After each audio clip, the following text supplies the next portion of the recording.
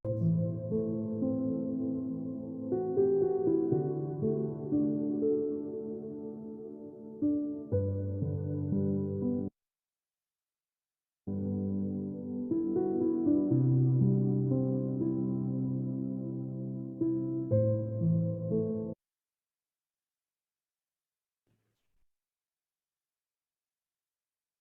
باش بەڕێزان، خۆشحاڵین لە شەوێکی تری شەممە لە چاڵەکێکی تر لە چاڵەکەەکانی ئەکادیمیای مێگامایند پلس بۆ پەروەردە و ڕاهێنان و ڕاوێژکاری پێتان دەگەینەوە. وەک دەزانن ئەکادمیاکەمان چاڵەکیەکانی لە سێ تەوەر و سێ بواردا چڕ کردوتەوە، ئەوانیش بواری پەروەردە و ڕاهێنان و ڕاوێژکارین کە یەکێک لە چاڵەکێ بەردەوامەکانی ئەو وێبیناری شەوانی شەممەیە کە ئەوەی ئەمڕۆ ژمارە 60مین وێبینارە کە ئەکادیمیای مێگامایند پلس بە خۆشحاڵیەوە لە بوارە جیاجیەکان ڕێکی خستووە بۆ کەسانی پسپۆر بۆ تیشی خستنە سەر ئەو بابەتانەی پێمان وایە لە خزمەتی گشتی مامۆستایان و توێژەران و قوتابیان و تەنانەت کۆمەڵگاش بە شێوەیەکی گشتی. وەک دەزانن ئەو ماوەی ڕابردوو بەڕاستی دیاردەی خۆڵبارین زۆر بوو، هەم لە عێراق هەم لە هەرێمی کوردستان کە خەڵکێکی زۆر تووشی ڕەنگە دڵڕاوچێ نیگەرانی تەنانەت باری تەندروستی هەندێکیشی تێکداوە، بۆیە بە پێویستمانزانی ئەو دیاردەیە و دیاردەی خۆڵبارینە بەڕاستی باس بکەین. بۆ ئەو مەبەستەش زۆر سوپاسی مامۆستا هیوا دەکەین کە سەرەتا پێشنیاری بابەتەکەی کرد، هیوا نامێق. دوای ئەوە لەگەڵ برای بەڕێزمان پرۆفسۆر یاردەدەر دکتۆر عەبدولحەمید باسی ئەومان کرد کە چێ بدۆزینەوە نزیک بێ لەو پسپۆڕیە یا شارەزایەکی تەواوی هەبێ. ئەوانش بە سوپاسەوە پرۆفسۆر کاک دکتۆر سلێمانیان باش زانی هەم لە ڕووی پسپۆڕیەوە هەم لە ڕووی شارەزاییش بە شایستەمان زانی بۆ ئەوی داوای لێ بکەین تەکلیفی لێ بکەین وێبینارێکمان پێشکەش بکە لەسەر ئەو بابەتە. هەرچەندە دیاردەی خۆڵبارین یان بابەتی خۆڵبارین زۆر تەوەر و زۆر ڕەهەند دەگرێتەوە، ڕەنگە نەتوانی بە سیمینارێکی یەک ساعتی یان ساعتی نیوی باسی زۆربەی لایەنەکان بکەی، بەڵام بەلایانی کەم بەپێی پسپۆڕی خۆی کاک دکتۆر هەوڵ دەدا ئەو خاڵە سەرچیانەی کە لە فۆرمەکەدا نووسراوە بیخاتە بەرباس. دواییش دەرگای گفتوگۆ دەکەینەوە بۆ سەرنج و پرسیاری بەشداربوانی بەڕێزیز. وەک دەزانن چاڵەکیەکانمان بە تایبەتی ئەو وێبینارانە ماوەکەی 90 خولەکە، لەو 90 خولەکە نیوەی کاتەکە دەدەینە بەڕێز پێشکەشکار، نیوەکەی تر بۆ سەرنج و پرسیار و وەڵامەکان تەرخان دەکەین. بەشداربوانی بەڕێز دەتوانن بە سێ زۆر پرسیار و سەرنجەکانیان ئاراستە بکەن، یان لە ڕێی چاتبۆکس لێرە لە زوومەکە چات هەیە دەینووسن، ئێمە دوایی ئاراستەی کاکتۆری دەکەین، یان دەستت بەرز دەکەیەوە یاعازی دەست بەرزکردنەوە، ئێمە دواتر ڕێگەت دەدەین مایکەکە بکەیەوە بۆ پرسیار و سەرنجی خۆت بکەیت.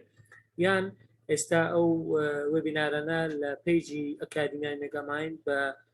ڕاستەوخۆ لە فەیسبوک دەگوازرێتەوە، لە کۆمنتی فەیسبوکی ئەوانی نەیانتوانیە لەگەڵ زوومەکە بەشدار بن لەوێ دەتوانی پرسیارەکان بکەیت. بۆ ئەوی خەڵکێکی زۆرتر سوود ببینێ لەم بابەتە پێمان خۆشە لە لای خۆتان ئێوەش ئەگەر برادرانتان بانگێش بکەن یان ئەو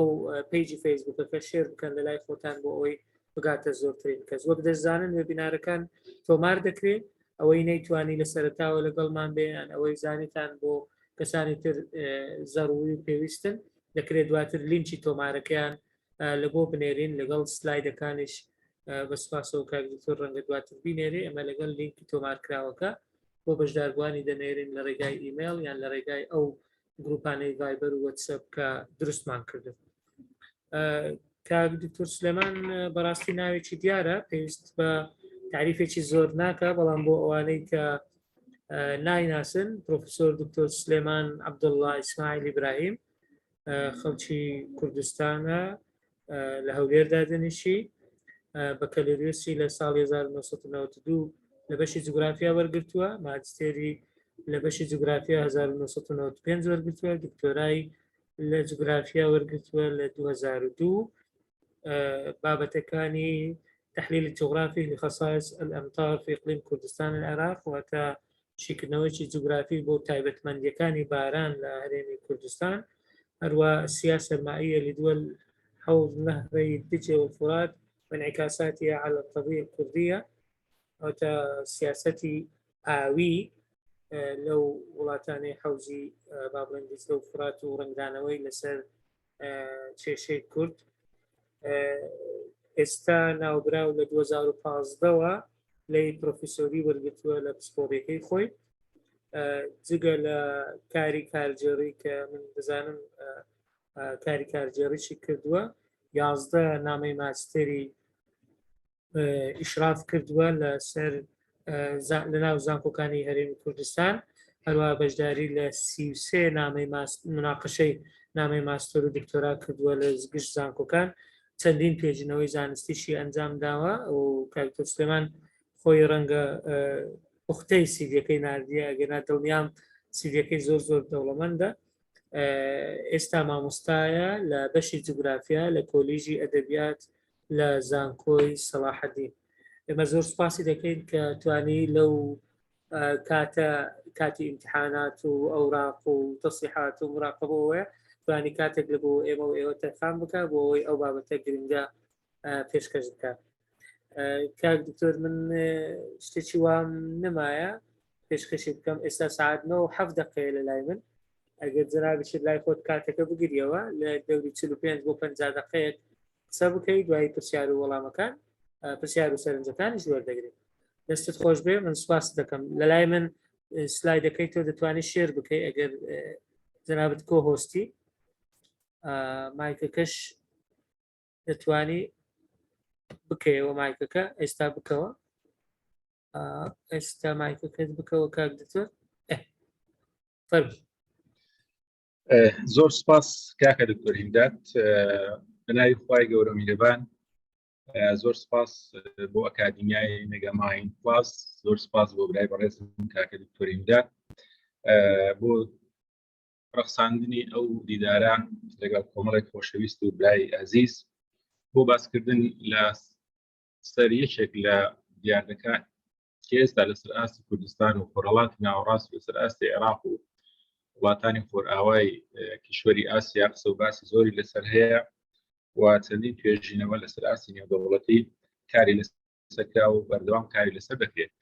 بۆ ئەوەی بەردەوام لە قسەکانم کاکە هیند دکتۆر هیندات نازانم دەنگەکەم وازحە، ئەگەر بۆم تەکید کێ و کۆنفێرم کەی دەنگەکەم چۆنە؟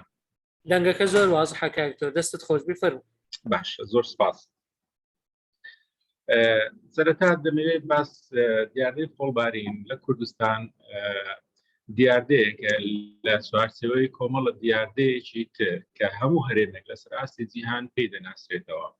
هەر هەرێمێک لەسەر ئاستی جیهاندا تایبەتمەندی خۆی هەیە کە دەڵێن هەرێم، بەمانای ئەوەیە ناوچەیەکی جوگرافیە تایبەتمەند بە کۆمەڵە تایبەتمەندیەک دەناسرێتەوە جیاوازە لە ناوچەکانی دەوروبەری، بەڵام مەرج نییە ئاستی جیاوازیەکە 100% بیتن و مەرجیش نییە لە نێوان خودی ئەو هەرێمە هەرێمێکی دیاریکراوە با بڵێن هەرێمی ئەی یا هەرێمی بی، هەموو دیاردەکان هاوشێوەی یەکترن، بەڵام زۆرترین لە یەکچوون لە نێوانیاندا هەیە، بۆیە خۆیان دەکاتەوە لە یەک تەوەردا. لە ماوەی ڕابردوو، لە ماوەی ئەو چەند ساڵی ڕابردوو ئەوانەی ئاگادارن و لە تۆڕە کۆمەڵایەتەکان لەسەر ئاستی میدیایی زۆر باس لە کۆمەڵە دیاردەیەک کرایە کە پەیوەندی بە کوردستانەوە هەیە. من لە بینمە لە سەرەتای نەوەتەکان ناوەڕاستی نەوەتەکانی سەدەی باڵێ ڕابردوو زیاتر خەڵک برادران پرسیاریان لەسەر باران بوو، ئایا باران دەباری، باران ناباری، ئاستی باران چۆنە و چۆن نییە. ئێستا دیاردەکان با بڵێن ئیهتیمام و گرنگیدان بە خودی دیاردەکان و بەڕەگەزەکانی ئاو توخمەکانی فراوان بۆ خەڵکێکی زۆر لەسەر خەتن بە حکمی ئەوەی ئەپلیکیشنێکی زۆر ئێستا هەیە. خەڵک ئێستا باسی پلەکانی گەرما دەکات، بەرزترین پلەی گەرما دەکاتن، باسی خۆڵبارین دەکات، باسی دیاردەی با بڵێن لاقاو دەکاتن، کەمبارانی دەکاتن، تێکچوونی بارودۆخی با بڵێن زۆری تیشی خۆر دەکاتن. کۆمەڵە دیاردەیەک بە حقیقەت ئێستا هەیە و لەسەر ئاستی ناوچەکە خەڵک باسی لێوە دەکاتن. ئەمە حزم کرد بۆمەوە دەستی پێکرد هەرێمی کوردستان لە هەرێمێکە بەڕاستی تایبەتمەندی خۆی هەیە و عێراقی ژۆک و هەرێمێکەکە تەماشای بە هەمان شێوە تایبەتمەندی خۆی هەیە ئەمە خاڵی یەکەم خاڵی دووەم هەرێمی کوردستان بۆ ئەو برادرانەی کە هەرێمی کوردستان یەکێکە لەو هەرێمانەی کە کەوتۆتە ڕۆژئاوای کشوەری ئاسیا کیشوەر یعنی هەرێمەکە کیشوەریە بەو معنایەی بەلای کێمیەوە 800 کیلۆمەتر 800 کیلۆمەتر لە نزیکترین دەریاوە دوورە کە لێکوانە مەبەستمان دەریای ناوەڕاستە لەسەروی خۆیەوە دەریای ڕەش هەیە لە باکووری ڕۆژهەڵاتیەوە باڵێن قەزوین هەیە لە باشوورەکەی دەریای کەنداو هەیە لە ڕۆژئاوا باشوور ڕۆژئاوایەکەی دەریای سوور هەیە و دەریای ناوەڕاستیش هەیە لە ڕۆژئاوایەکەی هەرێمێکی کیشوەریە ئەمە یەک دوو بە چەند دەریایەک دەورەکراوە بەڵام خودی ئەو دەریایانە کاریگەریان لەسەر ئاو هەوای کوردستان کەمە تەنها سییانیان نەدیتن یەکیان سەرەکی و دوانیشان لاوەچیە کە دەڵم سەرەکێکە مەبەستمان لێکانە دەریای ناوەڕاستە لاوەچیەکانیش کەنداوە و دەریای سوورە بە شێوەیەک لە شێوەکان کاریگەری دەکەن بە شێوەیەکی ڕاستە و خۆ زۆرترین حاڵات بە شێوەیەکی ناڕاستەوە ئەمە خاڵی دوم خاڵی سێ ئەگەر بین باسی سروشتی کوردستان بکەین سروشتی هەرێمی کوردستان بکەین دەبینین ئەو هەرێمە یعنی خۆشبەختانە و فەزلی خوایە الحەمدولله چەند لە باشوور بەرەو باکوور بڕۆین ئاستی ڕووی دەریای تێدا بەرز دەبێتەوە چەند لە ڕۆژئاوا بەرەو ڕۆژهەڵاتەوە بڕۆن بە هەمان شێوە ئاستی ڕووی دەریا تێدا بەرز دەبێتەوە ئەمە ئەوانەی شارەزاییان لە بواری جوگرافیەوە هەیە ئەزانن ئەمە هەندێک حاڵەت هەیە عکس دەکاتەوە بۆ نمونە ئەو بارانەی کە لە خۆرهەڵاتی دەریای ناوەڕاستەوە دەباری مەخصوص وایە بدایەت زۆرترین باران لەسەر فەڵەستین و لەسەر باڵێن لبنان و اینجا دوای ئەوە لەسەر سووریا و لە بەشێک ئوردون و بەشێک تورکیا باری اینجا ئەوەی دەمینێتەوە بۆ کوردستان باری بەڵام کە دەگاتە کوردستان ئاەتەکە عکس دەبێتەوە باردۆخە عکس دەبێتەوە بە حکمی ئەوەی کوردستان چەند لە شنگار و چەند لە ڕەبیعەیەوە بەرەو ڕۆژهەڵات بڕۆن ئاستی ڕووی دەریا بەرز دەبێتەوە کە بەرز دەبێتەوە وا دەکاتن چی باران هەیە لەناو ئەو تۆپەڵاوەیانە بێتە خوارێ یاخود لەناو ئەو نزمە هەواییانە بێتە خوارێ بە هەمان شێوە چەند لە باشوور بەرەو باکوورەوە بڕۆین بە هەمان شێوە تەماشا دەکەی بۆیە تەماشا بکەین ئەگەر ملاحەزە بکەن یعنی هەرێمی کوردستان ئێستا دوو هەرێمە هەرێمێکی چیاییە تایبەتمەندی خۆی هەیە هەرێمێکی نیمچە چیاییە ئەوش تایبەتمەندی خۆی هەیە کە لێرکانم بەبەستمە بەڕاستی بەباسم لەبەر ئەوەی پەیوەندێکی زۆر بەهێز و ڕاستەوخۆی هەیە لەگەر دیاردەی خۆربارین کە من حەزم لێیە و ئێستا دێمەسەری باسی لێوە دەکەم طبعا خۆڵباری زاراوەیەکە لە قاموسی لە قاموسی کوردیدا یعنی وەکو زاراوە کۆمەڵە زاراوەیەکی پەیوەندی بە خۆڵبارینەوە هەیە بەڵام هەندێک زاراوە هەیە ئێستا یعنی وەکو چۆن دەڵێ بای پەیدا کردو یەک لەوانە مەسەڵەن خۆڵبارینە بەڵام خۆڵبارین زاراوەیەکی گشتگیرە یعنی مەبەست لێ دیاردەیەکی ئاوهەوایە بەهۆی باوە دروست دەبیتن کە تیایدا دەنگکۆڵە بچووکەکانی سەر ڕووی زەوی یعنی ئەوانەی تیرەیان بچووکە دەگوازرێنەوە دەفڕدرێن لە ڕێگەی باوە جیا دەکرێتەوە و بەرهەوا دەکەوێتە بەشی خوارەوەی ئەتمۆسفیر کە دەڵێن ئەتمۆسفیر چینی خوارەوەی پێ دەگوترێت ترۆپۆسفیر ینی بەشی خوارەوەی ترۆپۆسفیر بە تیرەی چەند مەترێک چەند سانتیمێک لۆ چەند مەترێک لۆ چەند کیلۆمەترێک ینی ئەمە وەکو لە بەرزاییەکەی جیاواز دەبێت لەو سلایدەی ئێستا عەرزی بەڕێستان کراوە ئەمە تیرەی ئەو دەنگکۆڵە تۆز و خۆڵانەیە کە بە شێوەیەکی گشتی لە هەوادا بوونیان هەیە من نازانم لە سلایدەکە تا ڕادەیەک لەوانەیە زاراوەکان کەم تا زۆر بچووک دەرچن بەڵام خودی تیرەکانیان لە نێوان یەک لە هەزارەی مایکرۆنەچیا هەتا وەکو دەگاتە 1000 مایکرۆن کە ئەوەی دەست باڵێن لەسەر شاشەکە دەکەوتە دەستە چەپ یەک لە هەزارەی مایکرۆنی لە بۆ یەک لە 10,000 مایکرۆنی لە بۆ یەک لە 1000 مایکرۆنی لە بۆ یەک لە 100 مایکرۆنی یەک لە بۆ 10 مایکرۆنی 1 مایکرۆن 10 مایکرۆن 100 مایکرۆن و 1000 مایکرۆن ئەگەر تێبینی بکەن ئەمن ئەم بەشیان زۆر وردە ئەلفان نووسنایە ئەلکترۆن مایکروسکۆپ ئەمانە بەس بە مایکروسکۆپی ئەلکترۆنی دەبینێت ئەم بەشەشی بە هەمان شێوە ئەوەندە وردە بەس بە مایکروسکۆپی ئەلکترۆنی دەبینێت ئەم بەشیان کە تیرەکەی 1 مایکرۆن هەتا 10 مایکرۆن ئەمانە تا ڕادەیەک بە مایکرۆسکۆپی چاو بە مایکرۆسکۆپی ئاعتیادی دەبینرێت ئەوانەی تیرەکەیان لە 100 تا 1000 مایکرۆنە ئەمانە بە چاو دەبینرێت کەواتە تیرەی ئەو دەنگکۆڵانەی ئەو دەنگکۆڵە تۆز و خۆرانی لە هەوادا هەن قەبارەکانیان تیرەکانیان جیاوازە طبعاً پێکاتەکانیشان جیاوازە مەسەلەن ئەمە ڤایرۆسی تێدا هەیە با بڵێن دەنگکۆڵەی تۆزی با بڵێن سووتانی تێدا هەیە بەکتریای تێدا هەیە بابەتی کیمیایی تێدا هەیە ینی با بڵێن هینی تێدا هەیە فۆک ئێستا زاراوەکەی تەم و مشتەم بەڵێ تەمی تێدا هەیە فبالتالي مثلا ساند ئەو ڕەملی کنار دەریای تێدا هەیە heavy industrial dust يعني تۆزی قورسی کارگە پیشەسازیەکانی تێدا هەیە ئەمانە ئیلۆ بە ئەو برادرانەی کە مایکرۆنێک يعني 1 ملیم ئەگە بیکە 1000 بەش مایکرۆنێک 1 لەو 1000ەیە فبالتالي ئێمە کە دەرین 1000 ئێستا 1000 مایکرۆن نییە کەواتە 1 ملیمە 1 ملیم يعني خەبارەکەی گەورە 1 ملیمە دەبینرێتن لە سلایدی دواتر لەوانەیە تا ڕادێک ئەمە بە هەمان شێوە ئەمە قژەک داوا قژەکە فبالتالي تیرەکەی تقریبا 50 تا 70 مایکرۆن دەبیتن مایکرۆن دیارە مایکرۆن دەبیتن دایمیتەرەکەی ئەوەندەیە ئەمە بەشێکە لەو با بڵێن تۆز و خۆڵانەی کە لە هەوادا هەنە ئەمە تیرەکەی 90 مایکرۆنە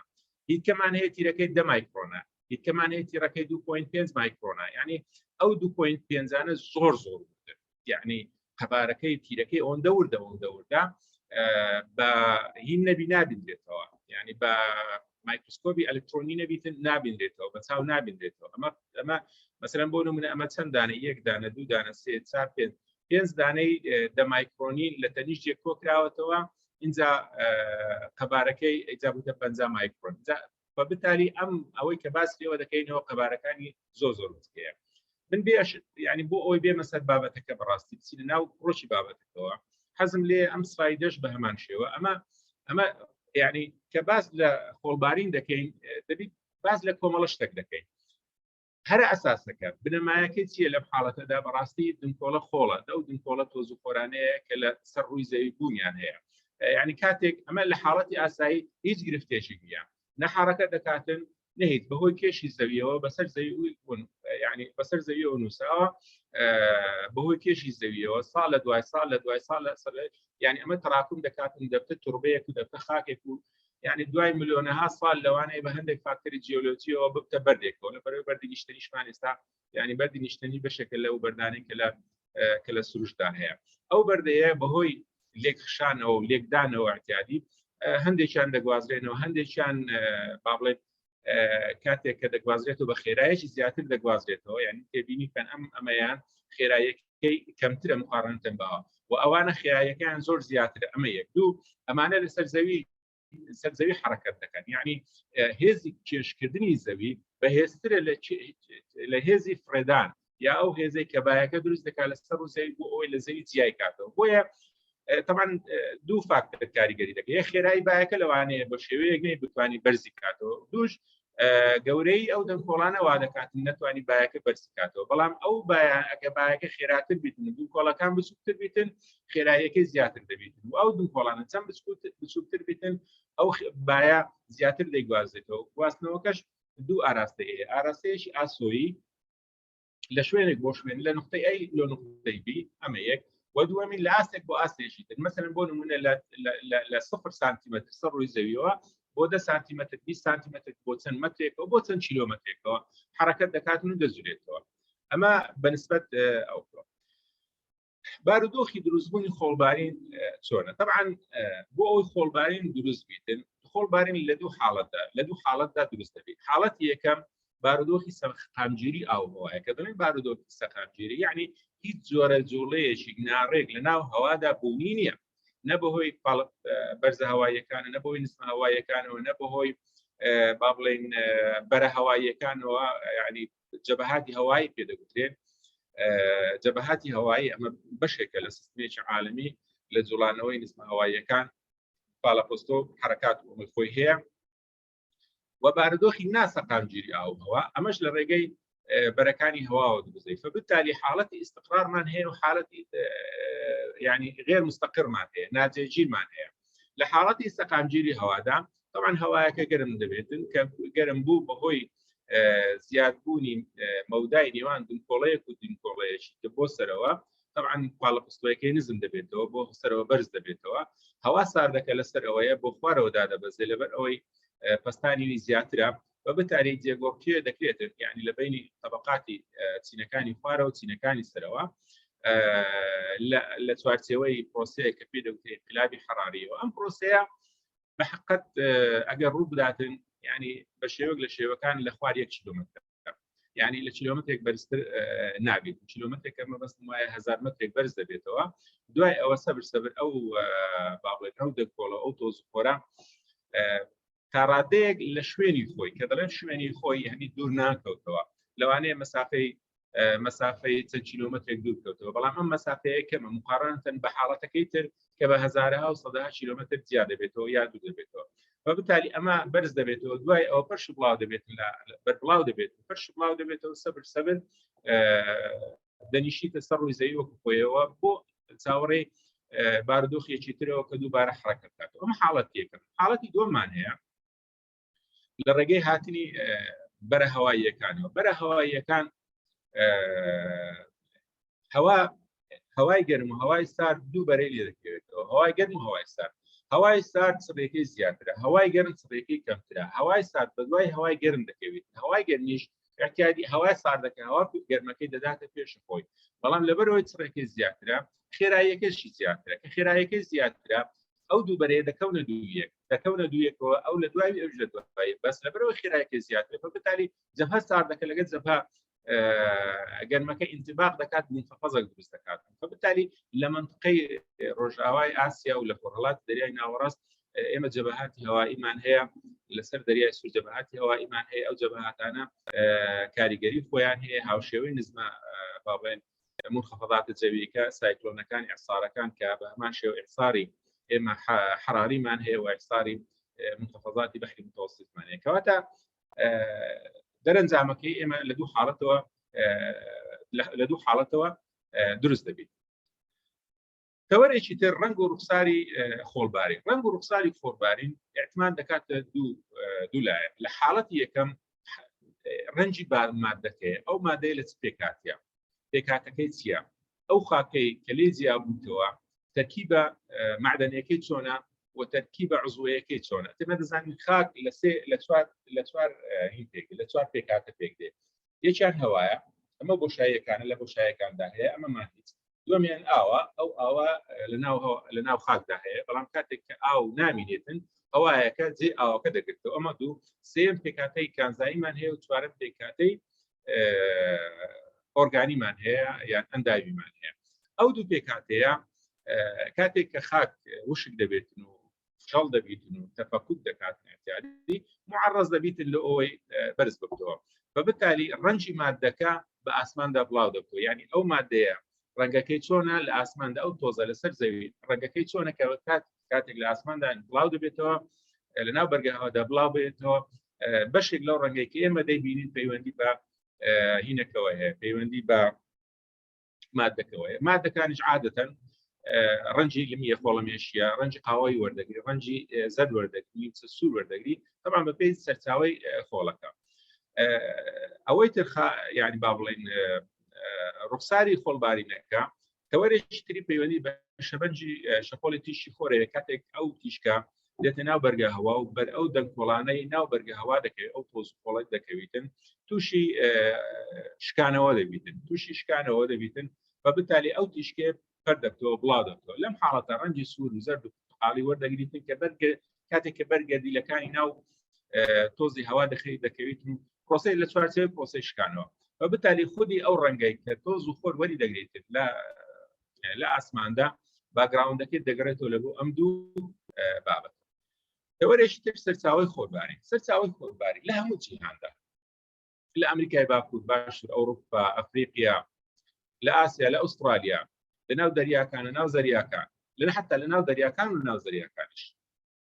دووە یەکیان سروشتیان ئەوەی تریان مرۆیە کە دەڵێن سروشتیە یعنی لە پێکاتەکانی سەڕوویەوە سەرچاوی گرتیە و بە جێرەی ئەو لێکۆڵینەوانەی کە کراون دەرکەوتووە لە سەتان نوهەتی طبعا ئەم داتایە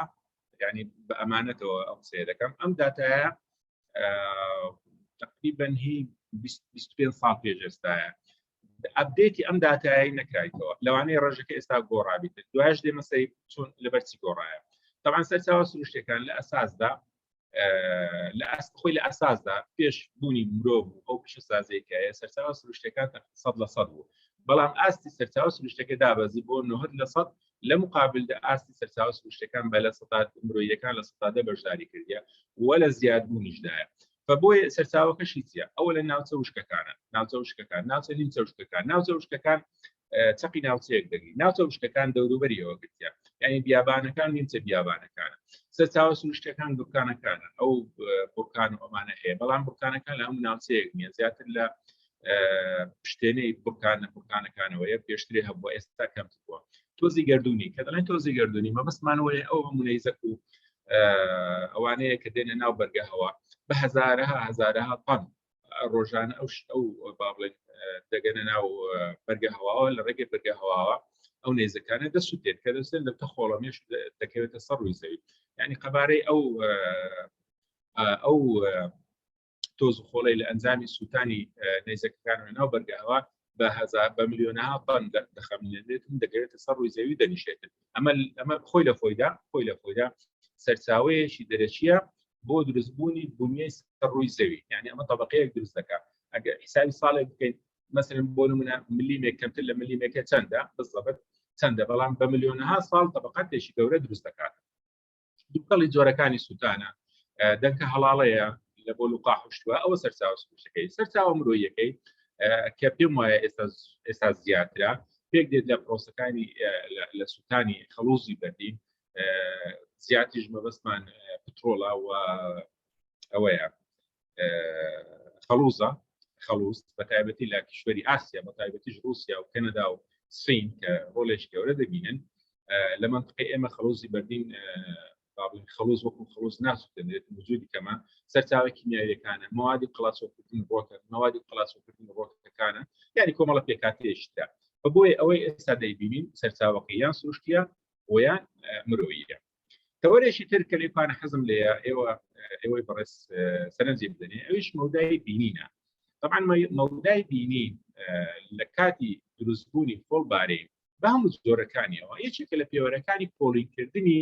جۆرەکانی خۆڵباری مەودای بینین طبعا لە 20 مترەوە لە بۆ 50 مترەوە لە بۆ 100 متر لە بۆ 500 متر لە بۆ کیلۆمەترە کە تا دەگاتە 5 کیلۆمتر ئەوە لە لێپانە بەدیار کوتیە لە حاڵەتی ئەوەی کە ئەگەر بڕی خۆڵ و تۆس بە قەبارەی 7.4 گرام لەناو یەک با بڵێن لەناو یەک متر سێزە هەوادا هەبوو دووبارە تەکیدی دەکەمەوە طبعا لێپان بڕی خۆڵ و تۆزە بە مایکرۆگرامەکەی دابەش ملیۆنێکی دەکەی ئەم ڕقەمە لۆ دەردەچی 7.5 گرام لەناو هەوادا هەبوو ئەمە تەسیل لە ئاستی بینین ناکاتن یعنی مەودای بینین زۆر بەهێز دەبیتن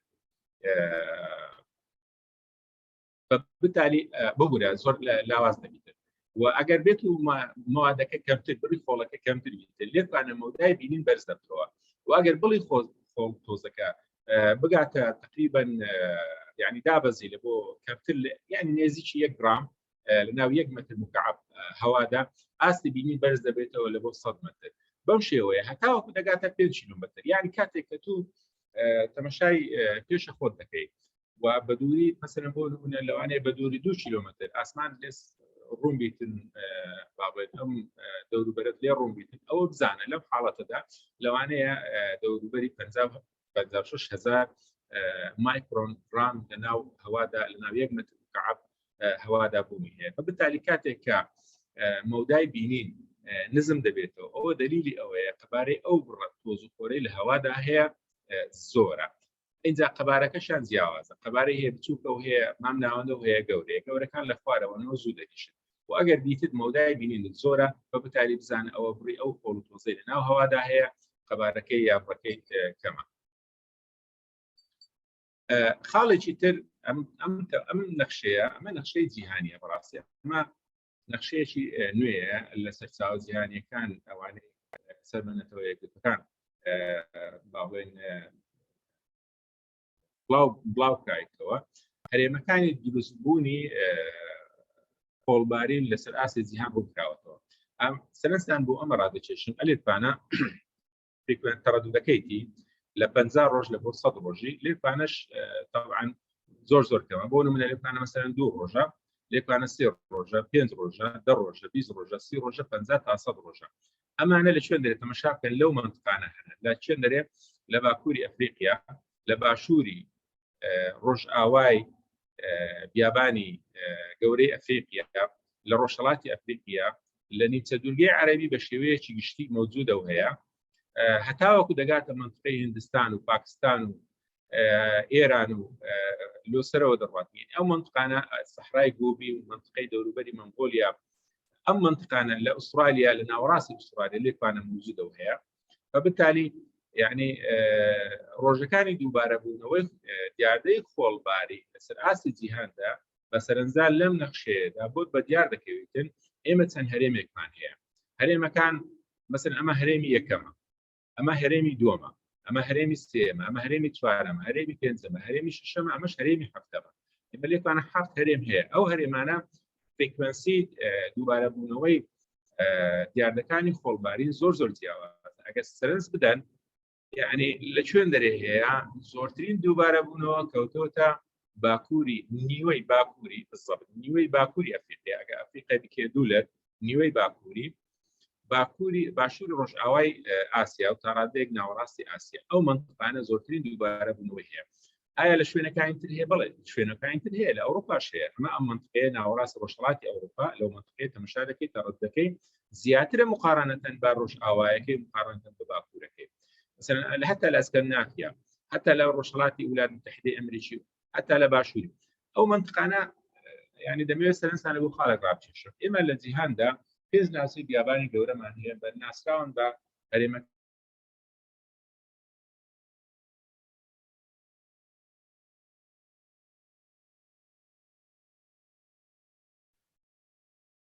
كاك دكتور دنگلای منقطع بوو نازانم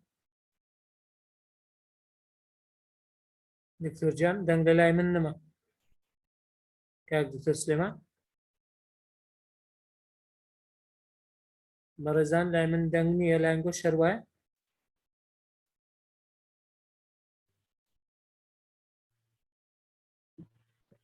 کاک دکتۆر دەنگ نەما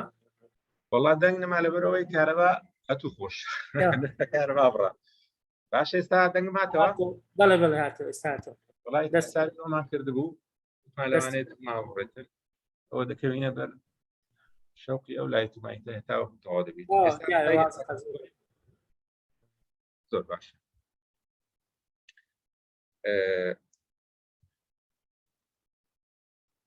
هەرێمەکان وەکو باسم کە ئێمە 5 هەرێمان هەیە ئەو هەرێمانە بە هەرێمی دەریای ناوەڕاست هەرێمەکان کەوت بیابانینە بیابان کەوتوتە ڕۆژئاوای کشوەرەکانەوە بە زۆرترین ناوچەی کە دیاردەی خۆڵبارینی تێدا سەرچاوە بگرێتن تێدا ڕوو بداتن ئەوەیە کە لەسەر هینەکە دیارە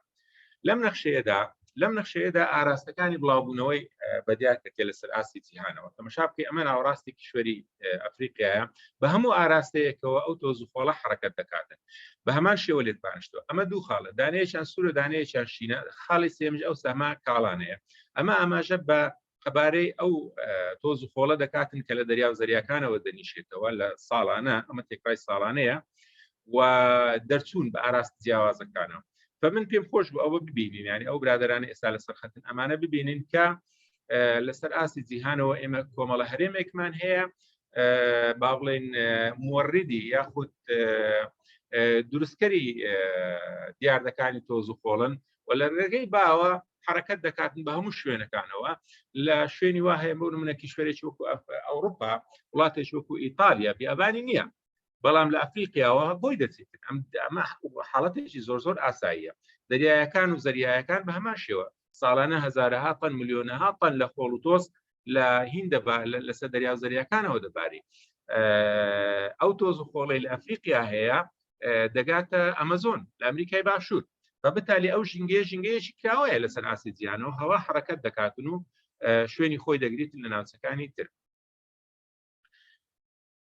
ئێستا دێنە سەر سەرچاوی خۆڵبارین لە کوردستان و لە عێراقدا. طبعاً سەرچاوەکانی خۆربارین لە عێراقدا لە کوردستانیش بە هەمان شێوە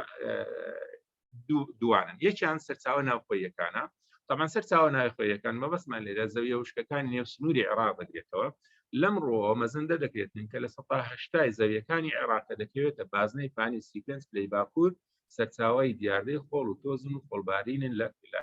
عێراق بە شێوەیەکی عام و لە کوردستان بە شێوەیەکی تایبەت. یعنی ئەوەی پەیوەندی بە کوردستانەوە کە دەڵێن بازنەی پانی سیپێنس لێکانە مەبەستمانەوە بازنەی پانی سیپێنس لە بە باشووری هەولێرەوە تێدەپەڕێتن. یعنی کوردستان بە شێوەیەکی عام کەوتوتە نێوان بازنەی سیپێنس تاوەکو 37 دوو بازنەش لە کوردستانە دەگرێتەوە. بەتالی ئەو ناوچەیە ناوچەی دروستبوونی سەرچاوی دروستبوونی خۆڵ و تۆزن. طبعاً سێ هەرێمیشە. هەرێمی یەکەم باشووری ڕۆژئاوای عێراقە مەبەست مالیکانە بانی جەزیرەیە لە دەوروبەری مووسڵ و حەزەر و باشووری سنجار و ئەو مەنطقانە. هەرێمی دووەممان هەیە کەوتۆتە باشووری ڕۆژهەڵاتی عێراقەوە مەنطقەی لای ناسریە و بەسرە ئەو شوێنانە. هەرێمی سێمیشمان هەیە کەوتۆتە بەشی باشووری بانی ڕۆژئاوا کەواتە سێ هەرێمی سەرەکیمان هەیە. ئەمە هەرێمە ناوخۆییەکان سەرچاوە ناوخۆییەکان. سەبارەت بە سەرچاوە دەرەچیەکان ناوچەکانی دەرەوە سنووری عێراق دەگرێتەوە و بە تایبەتی باشوور ڕۆژئاوا و ڕۆژئاوای عێراق دەگرێتەوە. ناوچە بیابانەکان و بیابانەکانی چە دووبێ عەرەبی بەشێک لە یەمەن بەشێک لە ئیمارات بەشێکی زۆر لە سعودیا ئوردن سووریا سەرباری بەشە ناوخۆییەکەی کە 180 خاچی عێراق ئەمە سەرچاوەکانی دروستبوونی خۆڵ و تۆزن لە بابڵێن لە عێراقدا. ئەم سلایدەی کە لەبەر چای بەڕێستانەوەیە ئەمە یعنی ئەمە بە هەرێمی کوردستانەوە ئەمە بۆ مانجی کانونی یەکەمە. کانونی یەکەم ئەمە کانونی دووەمە مەشروبات. ئەو سێ سلایدەی یەکەم سەرچاوەکانی دروستبوونی خۆڵبارینە سەرچاوەکانی هاتنی خۆڵبارینە سەرچاوەکانی با بڵێن ئەو سەرچاوانەی کە خۆڵبارینەوە لێوە حرەکەتەکان خاڵە سوورەکان ڕەنگە سوورەکان شوێنانە دەرەجە یەکەن یعنی بە پلەی یەکەمەوە دێتن لە دوایوی سوورە کاڵە پرتقاڵیەکە دێتن دوای ئەوە زەردەکە دێتن دوای ئەوە تاڕادەیەک سەوزەکە دێتن شینەکە ئەو شینێکی کاڵە ئەو شینە کاڵە شینێکی تۆخی شەیە لە دوای شینە تۆخەکە شینێکی کاڵ دێتن شینە کاڵەکان ناوچە ئاویەکان ئەو پەیوەندی بەوە نییە. ئەگەر بەڕێستان سەیری بدەنە ئەم سلایدا طبعاً هی مانجی کانونی دووەمە یعنی دستانە ئەمە هی مانجی کانونی یەکەمە و ئەمە شوبات ئەمە ئەم سێدانە سەرچاوەکانی هاتنی تۆز و خۆر ئەگەر تێبینی بکەنەوە ئەمە تەمەشارێکی ئەلێرە ئەوە باشووری ڕۆژهەڵاتە ئەمە دوو هەرێممان هەیە لێبکانە لەو مانگەیدا لە مانجی سێش بە هەمان شێوە دوو هەرێممان هەیە بە دەرەجە یەک ئەو منطقانە کەمتر. ئەگەر بینە سەر مانگەکانی با بڵێن ئەمە بەهارە مانکانی هاوین کە مەبەستمە حوزەیران و تەمووز و ئابە حوزەیران تەمووز ئاب بە هەمان شێوە هەرێمەکان لێپانە ڕوون کرایتەوە هەر هەمووی باشوورە. ئەگەر بینە سەر مانکانی پاییز بە هەمان شێوە مانجی ئەیلول و تشرین یەکەم و ئەمە هی دستان بوو ئەمە هی بەهار و عەفو ئەمە هی هاوینە و ئەمەش هی پاییزە. ئەم سێ سلایدی ئاخری هی پاییزە. سەرنجتان دەدەمێ ئەم خاڵە سوورانە ئەم ناوچە سوورانە لە کوێن دەرێ هەیە هەر هەمووی ئەگەر تێبینی بکەن لە دەرەوەی سنووری هەرێمی کوردستانە ئەمە دەرەوە ئەمە دەرەوە ئەمە دەرەوە ئەمە دەرەوە ئەوە دەرەوە دەرەوە ئەوەش دەرەوە ئەوەش دەرەوە هەمووی لە دەرەوەی سنووری هەرێمی کوردستانەوە سەرچاوی گرتی. ئەو منطقەیە نەبیتن بەشێک لە خانەقین و لای مەندەلی دەگرێتەوە کە ئەمە ئیمانجی تشرینی دووەمە نهایەتی مانجی پاییزە. باقی ناوچەکانیت کە هەمووی ناوچەکانی با بڵێن دەشتی نیشتنی و بانی ڕۆژئاوا و عێراق کە دەڵێن سەرچاوەکانی با بڵێن خارجیەکان بە هەمانەوە هۆکارەکانی خۆڵباری لە کوردستان چییە؟ یعنی ئەمە پێویستەکان لێکوانە سەرنجێک لەسەر یاخود هەرۆستەیە بکەین لەسەر شوێنی هەرێمی کوردستان. یەکەم هۆکار بۆ خۆڵباری لە کوردستان پەیوەندی بە شوێنی جوگرافی هەرێمی کوردستانەوە هەیە کە هاوسنوورە لەگەر ناوچەیەکی زۆر گەورە و زۆر فراوان لە باشووری ڕۆژئاوای ئاسیا هەر هەموو ناوچەکانی باشووری و هەر هەموو ناوچەکانی ڕۆژئاوای یا ناوچەی بیابانین یا ناوچەی نیمچە بیابانی، یا ناوچەی وشکن یا ناوچەی نیمچە وشکن. ناوچەی نیمچە شێدارمان هاوسنوور نییە ئیلا لە ناوچەکانی باکوور نەبیتن کە لێکوانە مەبەستمان قوڵایی کوردستان لە بەشی باکووری کوردستان و بەشی ڕۆژهەڵاتەکەی لە ڕۆژهەڵاتی کوردستان. ئەوەی تری هەیە هەموو سەرچاوەکە لە چێوە سەرچاوە دەگرێتن لە ناوچە. بۆیە یعنی خودی موقعەکە کە کەوتۆتە نێوان بازنەی پانی 33 لە بۆ 37 لەی باکوور ئەمە یەک لە ڕۆژئاوای کیشوەری ئاسیا باشە هاوسنوور لەگە ناوچەیەکی بیابانی و نیمچە بیابانی فراوان هاوسنووری ئەو ناوچە بیابانیە لەگە ناوچەیەکی بیابانی فراوانتر کە کەوتۆتە باکووری ئەفریقیا کە دەریایەکی با بڵێن تەنک دەریای سوور دەریایەکی تەنکە مەسافەی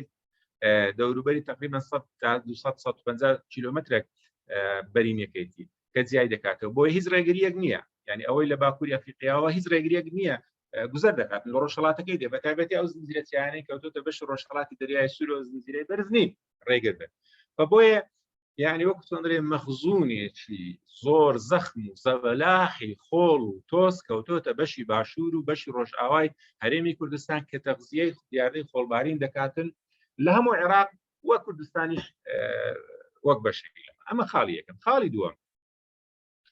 لەو نەخشەیەگە سەرنج بدەنێ تەبان هەرێمی کوردستان ئەو هەوایەکی نیمچە خولگەی هەیە بەو مانایە تەبان خولگەی ئێمە قرژاڵمان هەیە و کارژۆڵەمە قرژاڵ بە 23.5 هەتا دەوروبەری 35 بلەمە منطقەیەکی خولگەیە ئێمە لە 35ەوە دەبۆ نمونە 35 کەوتۆتە باشووری هەولێرێ 35 و 36 و 37 ئەمە کەوتۆتە بەشی باشووری منطقەی معتەدیلە منطقەیەکی معتەدیلە یعنی نەزەریەن ئەو هەیە بەڵام خۆی نیمچە خولگەیە.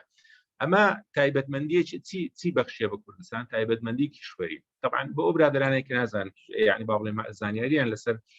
زاراوەی کیشوەری لە ڕوانگەی ئاوهەوایەکەوە نییە. هەر هەرێمەکانی هەموو دنیای تەقسیم دەبێت لە بۆ هەرێمە دەریایەکان و هەرێمە وشکایەکە. هەرێمە دەریایەکان ئەو ناوچانە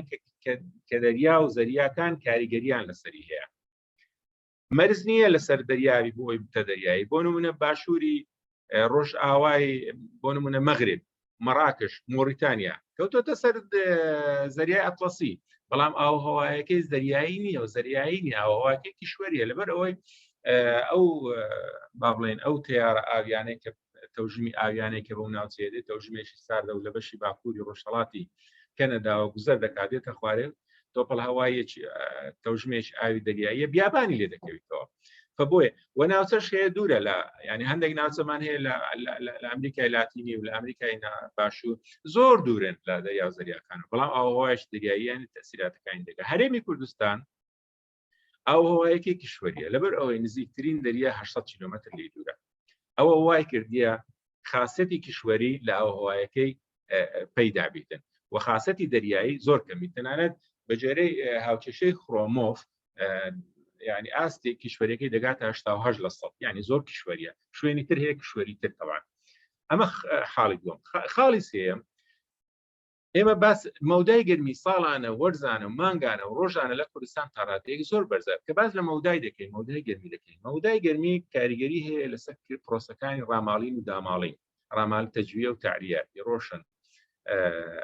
یعنی ئەمە تەسیر دەکاتن یعنی بۆ نمونە بەردێکە پلەی گەرمای بەرز دەبتەوە دوای دادەبەزی بەرز دەبتەوە دادەبەزی ئەمە لە دوای هەزارها ساڵەوە دەبتە دوولەت ئەو دوولەتەش دەبتە چوارلەت ئەو خۆڵ و تۆزەش هەیە لە ئەساسدا هەموو بەردبوونەوە و بۆ شێوەی هاتیە. بۆ یەگە سەرنج بدە ئەم خشتەیە مەودای گەرمی تێکرای پلەی گەرمی بۆ نمونە مەسەرەن لە شوێنێکی وەکو با بڵێن وەکو بەڵامە هەولێر دەوروبەر 21 پلەی سەدیە بەڵام مەودای گەرمی دەگاتە 25.7 مەودای گەرمی جیاوازە لە نێوان گەرمترین مانگ و ساردترینمان یعنی پلەی گەرمامان لە هاویندا بەرز دەبێتەوە بۆ لەکوانە نیشاندرایە 34 پلەی سەدی 34 پلەی سەدی کە دەڵێن ئەوە معدلە یعنی بە هەوای پلەی گەرمای شەو زائدە پلەی گەرمای ڕۆژ اینجا دابەشی دوویکەوە اینجا معدلەکە دەردەچێت هەر سی ڕۆژی کۆکەوە چەندی ساڵ کۆکەوە بۆ معدل دەچێت ئەو معدلەش لە ژێر سێبەر حسابی لۆ دەکرێت کە دەڵێن لە ژێر سێبەر یعنی شوێنێکی سێبەرە ئەگەر بێت و لەبەر ڕۆژ بیتن 10 دەرەجەی کەشی بایە سەرێت 15 دەرەجەی کە بایە بۆیە ناوچەکەمان زۆر گەرمە مەودای گەرمی لە ناوچەکەماندا زیاتر دەبێت کاتێ مەودای گەرمی زیاتر دەبێتن ئاستی کیشوەریش زیاتر دەبێت یەکێک لە پێوەرەکانی کیشوەری لە ئاوهەوادا ئەوەیە مەودای گەرمی ساڵانەیەکێدا بەرزە. ئەگە سەرنج بدەن بەڕێزان مەودای گەرمی ساڵانەی پاندەگاتە 25.7 پلەی سەدی ئەگە بۆ نمونە مانگێکی بۆ نمونە مانگێکی وەکو مانجی با بڵێن مانجی تەمموز لەی گەرمای بەیانیان دەگاتە معدلەکەی دەگاتە 27 پلەی سەدی، بەڵام دانی ئێوارەکان دەگاتە 42 پلەی سەدی. ئەوە تەسیر دەکاتن لەسەر دروست لەسەر کاریگەری هەیە لەسەر خاک بەتایبەتیش لە جۆرێک لە جۆرەکانی خۆڵبارنی کە پێی دەگوتێ خۆڵبارینی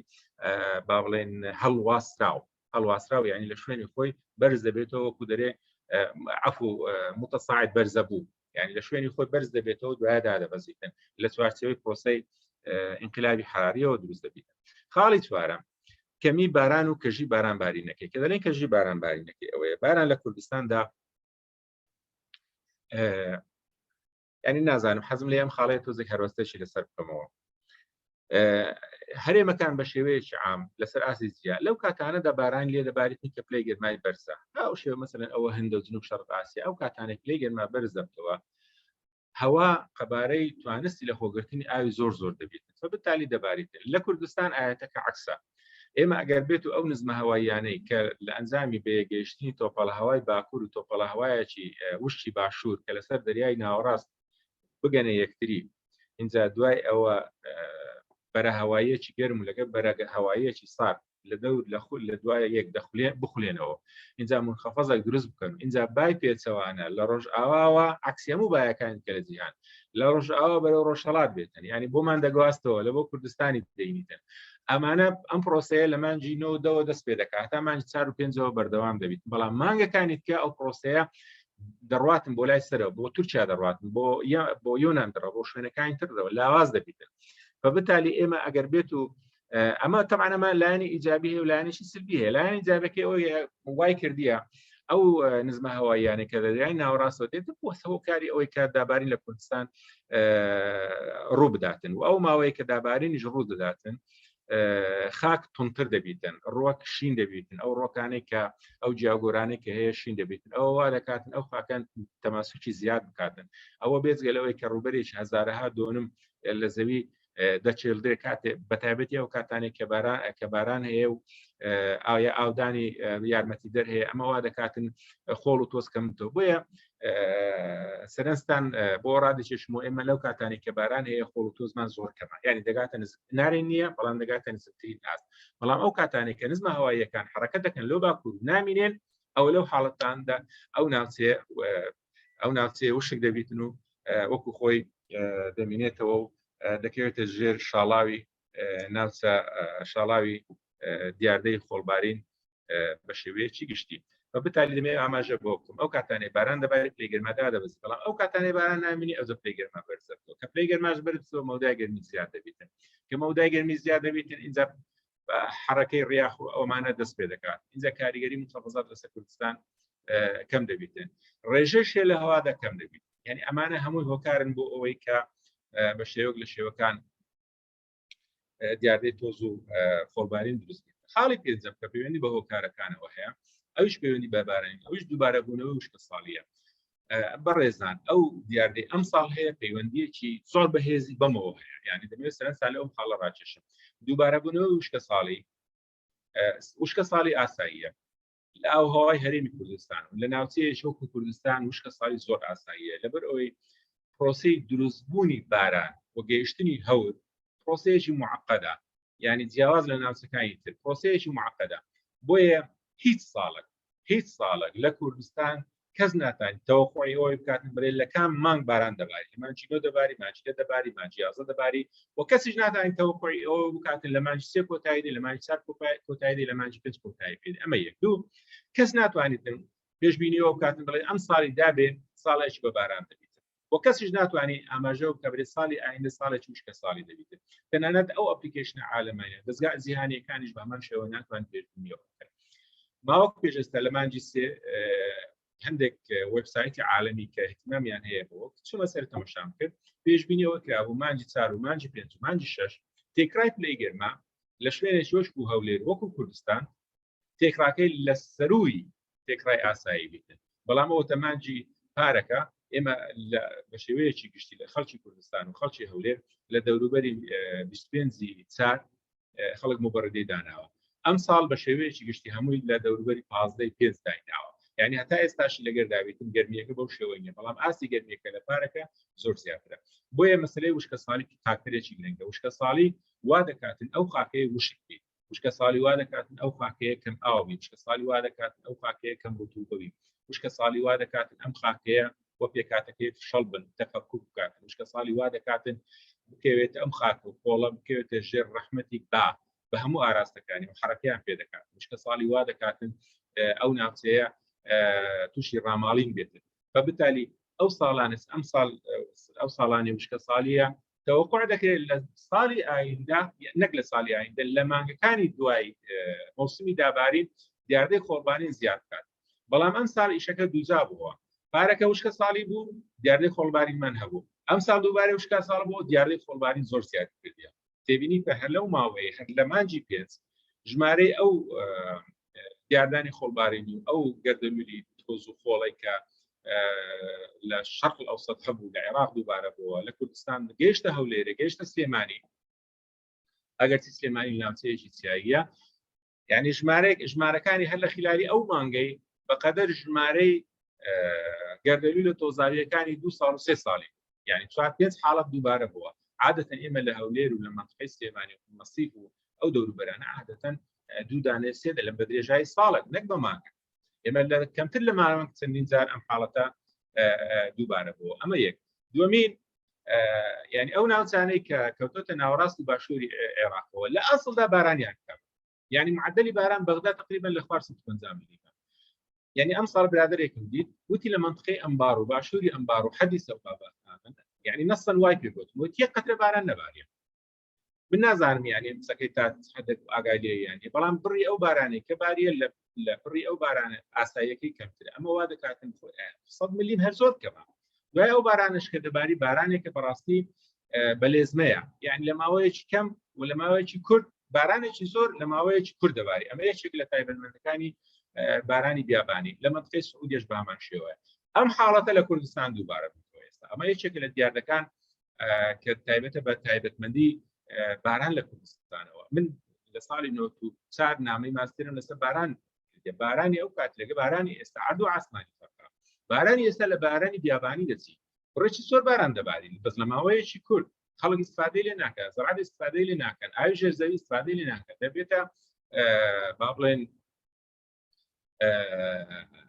ئاوی سەرڕووی زەوی دەڕاتن و لە بۆ مەزرایەکان و تێکەڵ بەزەیەکان دەبێتن دەڕاتن و ڕووبارەکان و استفادەی لێ ناکرێت بەڕاست بەڵام نومە باران استفادەی خۆی هەیە یعنی هەر بۆ نمونە مەسەلەن لە 2001 لەسەر 2021 2020 لەسەر 21 و 21 لەسەر 20 ئاینگە چۆن دەبێت والله ئەعلەم کەس نازانێت حاڵێکی تر زیادبوونی درێژی ڕۆژە یعنی ئێمە لە مانگەکانی لە مانجی سێوە هەتاوەکو دەگاتە مانجینەوە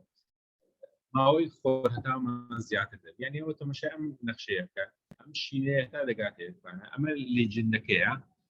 مقیاسەکەیە کیلۆوات لە ساعاتێکدا تێبینی کەمزان ئەو منطقەیە قەبارەی ئەو تاقەیە بەر ئەو منطقە دەکەوێت ئەو حرارەی لەو منطقەیە دروست دەبێتن قەبارەکەی چەندە چەند بەرەو باکوور ڕووی کەمترە ئەمە تۆزێک زەرد کاڵە بەڵام تەماشا بکەی ئەمە لێ ئەمە سنوورە ئەمە هەرێمە ئەمە شەرێمێشترە ئەمە شەرێمێشترە ئەوە هەرێمێکترە ئەوە شەرێمێکترە ئەوانە هەموو هەرێمن قەبارەی ئەو حرارەی کە لە ئەنجامی درێژی خۆرەتاوەوە یعنی دەگاتە 4 ساعت لە هاویندا دەگاتە 4 ساعت 10 ساعت شەوتەیە لە دستاندا عکس دەبتەوە بەبتالی ئەو ماوەیە کە خۆڵبارینی تێدا ڕوو دەداتن لە نێوان مانجی سێ و مانجی دێ و مانجی یازدە لەو فترەیدا کە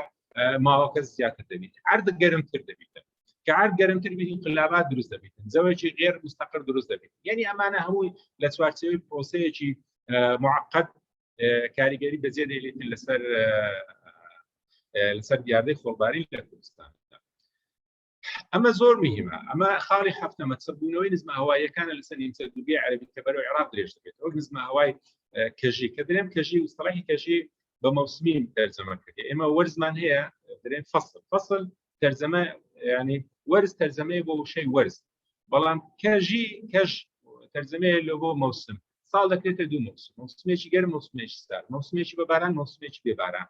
طبعا منخفضاتی موسمی هندی موسمی لە وڵاتی هندستان گوزەر دەکاتن بۆ چێندرێ بەرەو ڕۆژ ئاوادێ مەسافەی 2000 کیلو 2400 کیلومتر دەبڕی هەتاوەکو دەگاتە منطقەی خەلیجی عومان لەوێشەوە بەسەر کندای فارس و منطقەی ئێران و دوای هەتا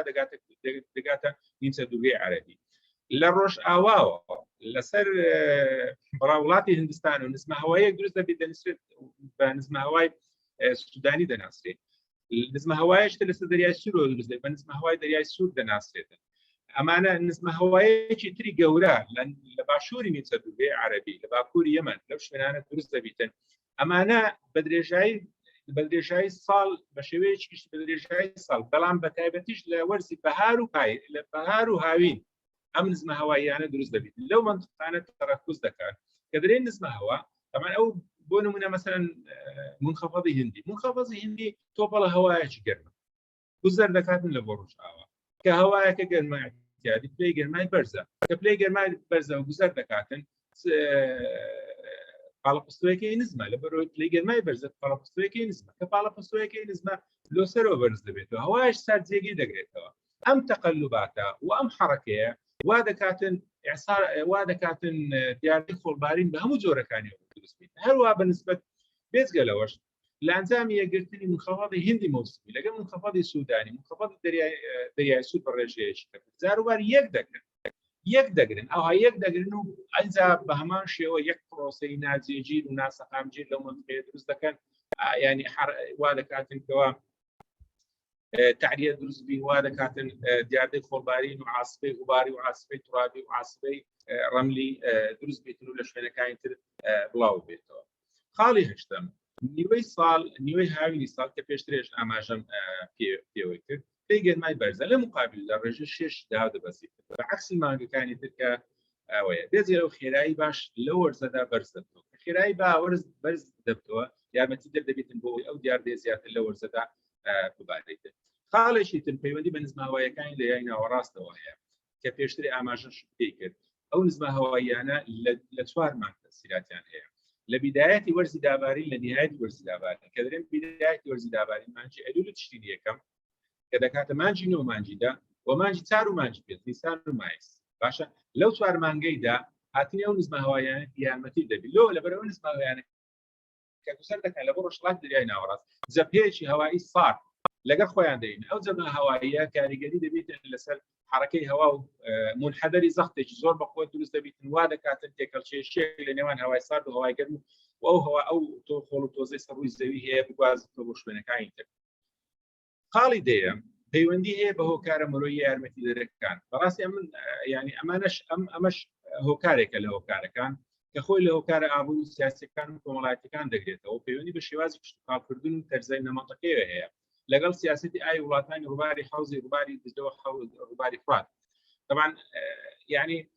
من ئەگەر باران نەباریت لێ گەرماش بەرز دەکرێت دەتوانم زراعت بکەم دەتوانم ئەو خاکەی هەموو بچین بەڵام لە حاڵەتێکدا کە ئاوم هەبی کە ئیرادەیەکم هەبی کە فاکتەری سیاسی یارمەتی دەربێتن کە فاکتەری ئابووری یارمەتی دەربێت کە فاکتەری کۆمەڵایەتی یارمەتی دەربێتن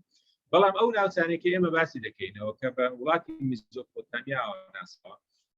بە دوو هۆکارەوە ئاوی دەستێ و فرات کەمی کردیە هۆکارە طبیعیەکە بە حکمی ئەوەی ئاراستەیەکی کەم دابارین ڕۆژهەڵاتی دەریای ناوەڕاستی گرتوێتەوە ئەمە یعنی حقیقەتێکە واقعەکە هەموو ماستمان پێ کردی ئەمە یەک دوو بەکارهێنانی ئاو لە ئێران و لە تورکیا زۆر زیادی کردیە وای کردیە ئەو دەوڵەتانە ئەو ئاوەی هەیە بۆ خۆیان بەکاری بین پرۆژەکانی ئاوی تورکیا زۆر گەورن پرۆژەکانی ئاوی ئێران بچووکترن بەڵام پرۆژەکانی ئاوی ئێران زۆر خەتەرترن لەبەر ئەوەی چی ئاو هەیە هەمووی خەریکە هەمووی دەستی بەسەردا دەگری پرۆژەکانی ئاوی تورکیا زۆر گەورەنە بەڵام قەبارەی ئەو ئاوی لە تورکیاوە دێ زیادکە بەمە وای کردیە ئەو ئاوەی لە حوزی فراتە بە فراتدا دێتن بۆ زراعت بەکاردێتن کەم بکاتن خەڵکی زراعت کەم دەکات کە خەڵک زراعتی کەم کرد ئەو عەردە بە بەیار دەمینێتەوە لەو گۆڕەی دەمینێتەوە هەوا لێ دەدەوبا و دەڵێن باری دەداتن هەروەها بەنسبەت ئێرانشەوە هەروەها بەنسبەت ڕووباری دجلەوە بەبتالی هۆکارە سروشتێکە کە پەیوەندی بە کەمبوونی دابارینەوەیە کە ساڵی وهە نەهاتەوە 2 ساڵ لە سەریەکەوە بێجگە لەوەشەوە بارانیش نەباری و ئەو وڵاتانش ئاو بۆ خۆیان بەکاردەینەوە بەبتالی لەسەر چاوە سروشتێکێکە دابارینە ئاو کەمی کردێ لە سەرچاوە مرۆییەکانەوە کە ئەو ئاوەی دروست دەبێتن و لە حوزەکان و لەسەر بەنداوەکانەوە کەم ڕەوانە دەکرێت ئەمە وای کردیە بەشێکی زۆری ناوەڕاست باشووری عێراق و بەشێکی زۆری ئوردن و بەشێکی زۆری سووریا زراعەتی تێدا نەکرێتن و فەشەل ببین ئەمە وای کردی عەردێکی زۆر ئەوها بەها ببینێتەوە تەنانەت ئەمە کاری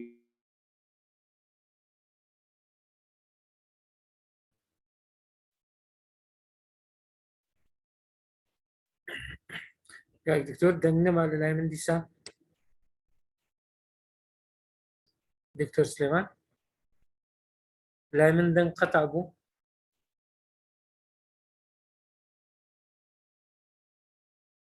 کاک دکتۆر دکتۆر دەنگت هەندێک بڕا ئێستا هاتەوە بەس کاتەکەشمان بەڕاستی سەعات دەیە ئەگەر بتوانیت زۆر باش مایکەکەت بکەوە مایکت داخرایە دکتۆر مایکەکەی بکەوە دکتۆر مایکەکە هەر داخرایە لای من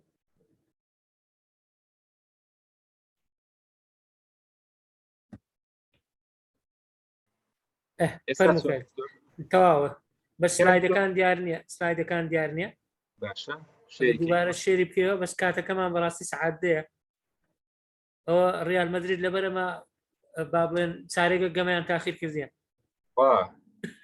باشە بەس سەبرەکەم لێ بکە باشە دیسان سلایدەکان شێر بکەوە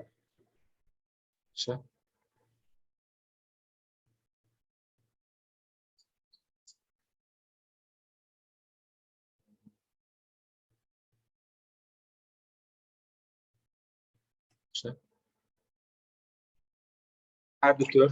بەڵێ تەوا فەرموو کاک تۆجان لە کام سلایدی تخوا مابوومەوە لە هۆکاری دێم بوو هۆکاری دێم تاوت کرد زۆر باشە زۆر باشە زۆر نەبڕایە ئەلەمەوە باربوونیە تقریبا لەوە ئەوە تاوا بوو بەرە تاوا بوو زۆر باشە زۆر باشە زۆر باشە بەردەوام من دکتۆرجان ئەرێوڵا بەس کاتمان کەممە ئەگەر دەزانی خێرا دەڕۆ ئەو سلایدانە بەجێ دێرم ئەوەی کە گرنگە بەجێ دێرم باش ئێستا خەڵک چ بکە لە وەزعانە چۆن چارەسەر دەبی ئەوانە زۆر گرنگە باشە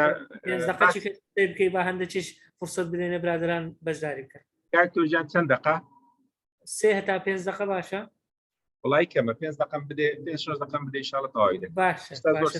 بەس تەواوی باشە ئەم بابەتە پەیوەندی بە دیاردەی کۆڵینکردنەوەکەیە وازی لێ دەینم ئەمەش وازی لێ دەینم دیاردەی خۆڵباری لە کوردستانەوە دەکرێتە سێ بەش ئێمە هەڵواسراومان هەیە هەڵواسرا و غوباری عالم ئەمە زۆر وردە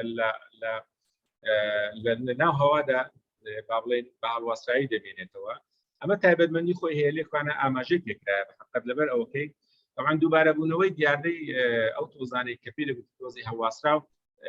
لە ناوچەیەکی وەکو دەوروبەری دەشتی هەولێر تقریباً ساڵانە 40 ڕۆژە ئەو معدەلی عامە ئەمە لە 92 تا 2004 بەشێکی ترمانەیە پێ دەگوترێت تۆزی بەرزەبوو غوباری متەساعدی پێ دەگوترێتن غوباری متەساعد یعنی لەسەر زەویەوە بەسەر بەرز دەکەوێتەوە ئەمەش تایبەتمەندی خۆی هەیە یعنی ئەو تۆزانە عادەتەن لە بین 1 تا مایکرۆندایە بۆ ئاستی 15 مەتر لەسەر ڕووی زەویەوە بە شێوەیەکی عەمبەرز دەبێتەوە ئەمە خاڵی دووەمە ئەم جۆرەیان لە کوردستان تقریبا ساڵانە 23 ڕۆژ بەردەوام دەبیتن 23 ڕۆژ ئەوەی تر 40 ڕۆژ بوو ئەوەیان 23 ڕۆژ بەردەوام بێتی ئەوەی بەرزەبوو متەساعد ڕایزینگ دەست پێ دەدرێت عاسفەی غوباریمان هەیە و عاسفەی تورابی و عاسفەی ڕەملیمان هەیە ئێمە عاسفەی ڕەملیمان نییە لەبەرەوەی لە کوردستان ڕەمل لەم نییە ئەوەی تر هەیە عاسفەی غوباری و عاسفەی تورابیە غوبار هەر زۆر وردە تورابەکە دنکۆڵەکانی زیاترە ئەمانە لە کوردستان بوونیان هەیە طبعاً يعني چەند بەرز دەبێتەوە وەکو جیدارێک وەکو دیوارێکی سن و زەبەلاحەوە جاروبار دەبیندێ لە وێنەکان دەمیرێت دەوروبەری 1000 تا 2500 متر بەرز دەبێتەوە جاروبار دەگاتە 5000 متریش لە کوردستان ئەم جۆرەیە کە عاسفەیە یا گەردەلوول و خۆڵ و تۆزەوە ئەوەی چەند ڕۆژەی ڕابن ئەمە عادەتەن 5 ڕۆژ بەردەوام دەبێت ئەمە عادەتەن ئەمە معدلاتێکە قسەی دەکەن معدلاتی 20 ساڵ 5 ڕۆژ مثالی وا هەیە 7 ساڵی وای 8 ساڵی وا هەیە 3 دانە ساڵ لەسەر یەک گەردەلوولی خۆڵ و تۆز دروست نابیتن بەڵام بە شێوەیەکی عام ساڵانە 5 دانەمان لەوەی دروست دەبیتن طبعاً کە باس لە شکردنەوەکان دەکەینەوە ئەوە پێ مەجالمان نامێنێتن ئەوەش مامەزار کاریگەریەکانی خۆڵباکە کاریگەریەکان لەسەر ژینگەر سێکتە جیاوازەکانەوە دوو لایەنەیە لایەنێکی ئیجابی هەیە و لایەنە سلبیەکەیە لایەنە سلبیەکە بە هیچ شێوەیەک مخابڕەت ناکرێت لە لایەنە ئیجابیەکە سلبیەکانی یەکجار زۆرە لەسەر تەندروستی مرۆڤ هەر زۆرە یعنی ئەمە مختصەک بێ دەبێت من هەندێک خاڵێکانە هەیە ئاماژەم پێکردیە لەسەر ژینگە بە هەمان شێوە لەسەر لایەنی ئابووری یعنی هەر بۆ نمونە ئەو خۆڵ و تۆزەی ئەو خۆڵبارینی ئەو چەند ڕۆژەی ڕابردوو بەس بینە پێش ساوی خۆتان قەبارەی ئەو ئاوەی کە بەکار هات بۆ شوشتن ئەگەر بکرێتە پارە چەندە ئەجاوارە بگرە لە بۆ هەموو عێراق یعنی وام حاڵەتانە کە دووبارە دەبێتەوە باشە زۆر فراوانە و زۆر ئەوەیە تەمەنەوە هەموو ئینەکانە بابەتەکانە کە لێکانە باسی کردیە لێرپانە طبعا منظمەی بابلین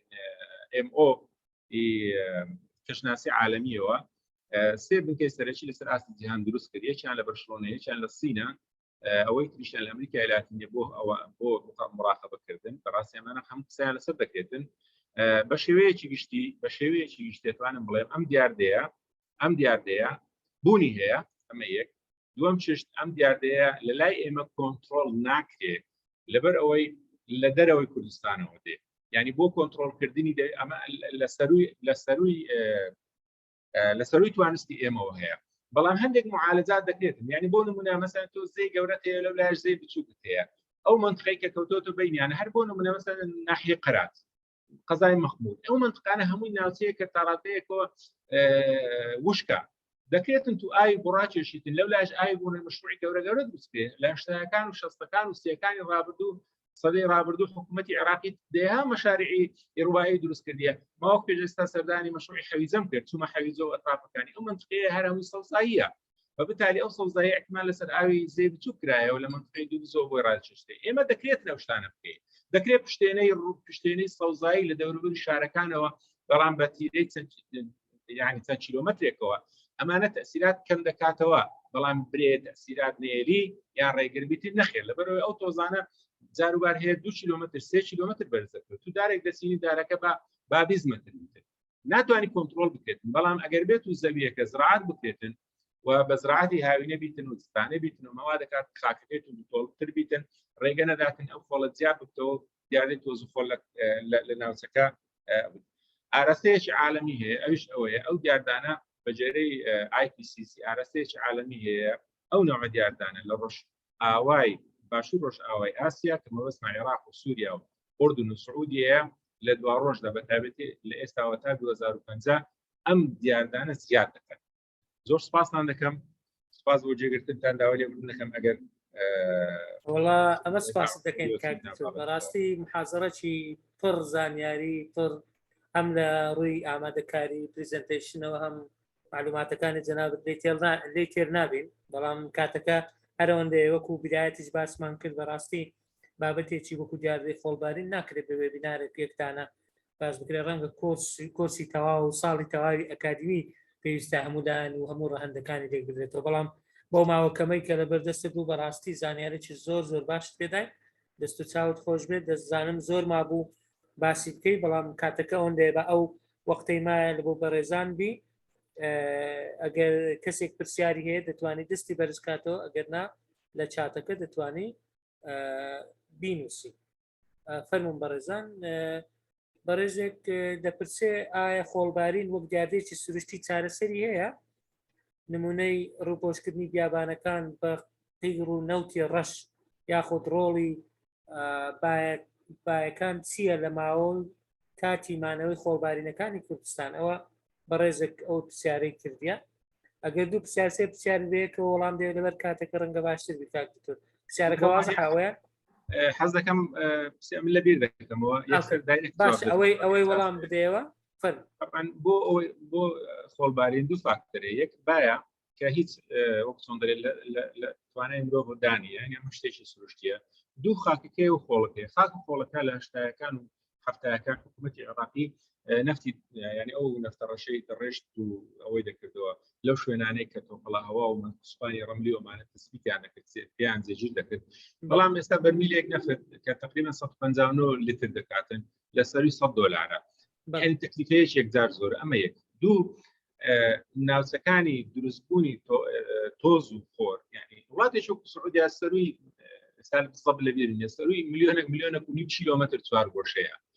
ئیمارات بە هەمان شێوە بەشێکی زۆر لە سووریا یعنی سووریا من بە تیارەوە دیتیتم ئەم منطقەی هەمووی بیابانە ئوردن بە هەمان شێوە ناوەڕاست باشووری عێراق بە هەمان شێوە ئەمە چۆن کۆنتڕۆڵ دەکرێت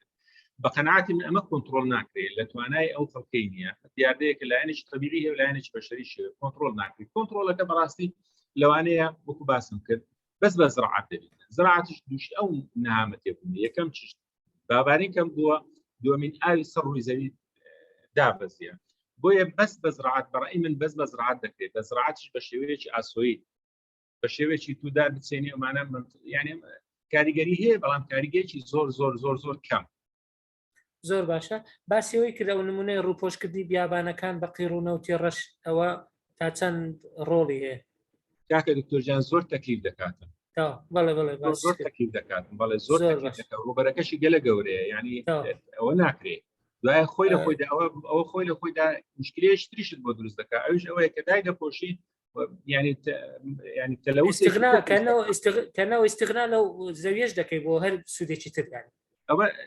توشي او بيزغلو زناب باس بيزغلو شو توشي شتيش كلير بيدوتيتن بالوش نشي تدبيتن ايش بالوش يعني بيزبوني خاكك بالي دست تخرج بزور سباس دكتور آزاد دست درس كتو فرمو كاك دكتور سياركتك زۆر سپاس کار دکتۆر هیمداد زۆر سپاسی دکتۆر سلێمانەکەم بۆ ئەو سیمینارە بە پێزەی پێشکەشی کرد ئەمن پرسیارێکم هەیە و تەوزیحێکشم هەیە پرسیارەکەم ئەوەیە پێش چەند ڕۆژێک راپۆرتێک لە ڕۆژنامەیەکی عەرەبی بڵاو بووە کە تەسیراتی ئەو خۆڵبارینەی عێراق بەهۆی شەڕی کەنداوە بووە غازێکی کیمیاویان بڵاو کردوێتەوە غازەکەش لە وڵاتێکی عەرەبی خەزم کراوە و ئاسەواری ئەو غازەش ئەوە بووە کەوا تەسیری لە حتا لە سەربازە ئەمریکیەکانیش کردووە کە ڕۆشتونەتەوە بۆ ئەمریکا پیان و تۆ ئەوە ناو بە نەکبەتی عێراق ئەو غازە کیمیاوی وای لەو خاکە سەحرا و بیابانانە کردووە کەوا بە شێوەیەکەی هەڵوەشێتەوە لە هینی خۆی لە طبیعەتی خۆی و ببێ بەهۆی ئەو کارە ساتانەی کە پاش 20 ساڵ ئاسەواری دەرچێت تەوزیحێکیش بۆ کاک دکتۆر و بۆ جەنابیشت ئەوەیە وابزانم ئێستا زانایان کاریشان بەدەستەوەیە بۆ ئەوەی نەوعەتی شتێک دروستکەن تەوجیهی ئەو غوبارانەی بکەن کەوا بە شێوەیەکی وای لێ بکەن غوبارەکان گەورەکەنەوە کۆیان کەنەوە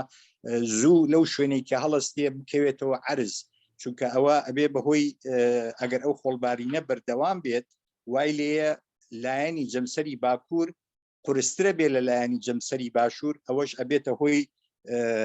تێکدانی تەوازنی زەوی بە شێوەیەکی گشتی ئەگەر ئەو خۆڵبارینە بە ڕێژەی ئەوەی کە لە مانگی 5 لە لای خۆمان دەستی پێکرد زۆر سپاس و هیوادارم دەست خۆش کاکتەر ئازاد زۆر سپاس کاکتەر ئازاد بە بەشداری فەرموو کاکتەر سلێمان سپاس کاکە دکتۆر ئازاد بەنسبەت حەربی عێراق لەگە ئەمریکا و ئەمە ساڵی 1990 باس ساڵی 91 بکەینەوە باڵێ 91ەوە بکەینەوە مەسافەیەکی زۆری بەسەردا تێپەڕێ 31 ساڵی بەسەردا تێپەڕی ئەمە یەک دووش بەحەقە زۆرشت باز دەکرێت یعنی بۆ نمونە کاکە دکتۆر ئازاد لەو چەند ڕۆژەی ڕابردوو بتە ڤیدیۆیەک بڵاو بووتەوە یعنی چەندین بەڕاستی کاکتۆر هیمداد من خەڵکی ئاسایی بڵای بکاتەوە پێم ئاساییە بەڵام چەندین دکتۆری بە نازناوی زۆر گەورە بە حقاتی ڕەفیقی خۆم لە وڵاتی ئێران نەک لێرەش لێرە و لە وڵاتی ئێرانەوە لە منطقەی عەرەبستانیشەوە بە هەمان شێوە وڵایان کردوتەوە کاتێک کە بەدواداچون لە بۆ بابەتەیە کرد یعنی ئەو تۆزەی کە لە مەچینەکانەوە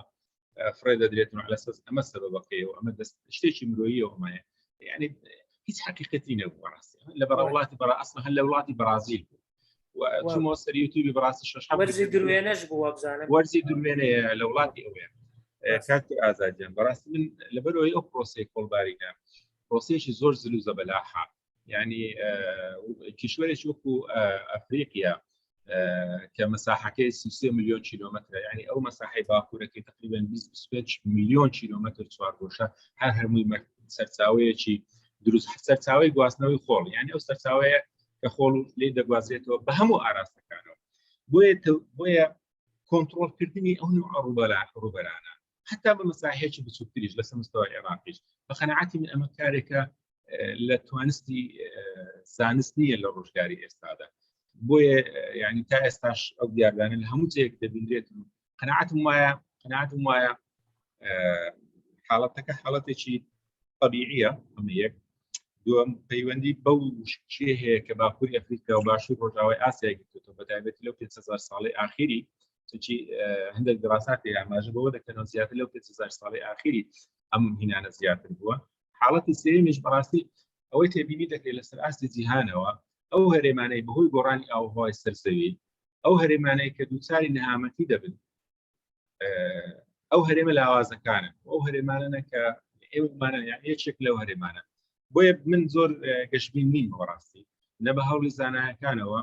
ومە لە توانستی خۆمانەوە. قەناعەتم وایە ئەمە لە توانای ئێمەوە گەورەترە. ئینشاءالله تعالی ڕۆژێک دادێت زانان بتوانین کۆنتڕۆلی ئەمانە بکەنەوە. ئومید وایە. دەست خۆش دکتۆر دەست خۆش بی. کاکتۆر ئەگەر تیشکێک بخەینە سەر مەسلەی ڕاستە ئەوە وەکو لایەنە زانستیەکە باش دەکەی ئەی لایەنە ئینسانیەکە کە وەکو خۆپارێزی ینی خەڵکەکە ئەوەی ئەگەر جنابتان پێتان باش بیان لەو حاڵەتانە چ بکە باشە. ڕاستە ئەوە ڕەنگە لە دەرەوەی تەوەری بابەتەکەمان بیان بەڵام ئەگەر بەپێی ئەزمموی خۆت یانی ئەوە ئەگەر نەمانتوانی وەکو گوتت دارچاندن سەوزایی بە شێوەی ئاسۆیی ینی ڕوبەری بەرفراوان ئەوانە هەمووی کاریگەری دەبی بەڵام هەز ناکەی بوونی هۆشیاریەکی خەڵکیش لەبوارەیەوە ئەویش تەسیری دەبێت.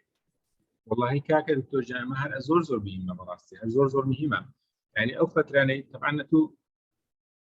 ینی بەڕاستی من نەمتوانی ینی باسی زۆرەکانی خۆباری کەم خۆبارینی هەڵواستراومان هەیە و بەرزەبوومان هەیە ئەمانە بە شێوەیەکی گشتی تەسیراتەکانی ئەوان نییە بەو دەرەجێبی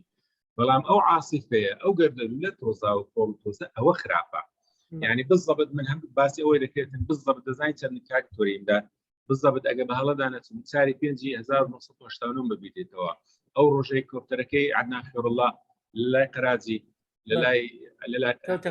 خوارەوە من ئەو ڕۆژێکی زۆر سەیر بوو ینی ئەو ئاسمانە ئەو کاتی ئەو ئاسمانە ئەوە حربی خەلیج نەبوو ینی حربی خەلیج و ئەمریکا هیچ لە گۆڕێ نەبوو ینی تا ئێستا وابزانم من لە دوای ئەو جاری ئەو کات تەمەنم 18 ساڵ 19 ساڵ بوو بەس ئەو ڕۆژی هەر زۆر سەیر هەر زۆر سەیر بوو ینی ئەو ئاسمانە یەک پارچە بووە خۆڵەمێشێکی زۆر سڕی پورتوقالی ئەسمانی هەموو داژی قەت لەبیر ناکە قەت باسیەوە دەکرێت ئەم ساڵ هەوەکو ئەو ساڵی ئەم ساڵ دووبارە بکەوە ینی ئەمە دووبارە دەکەوە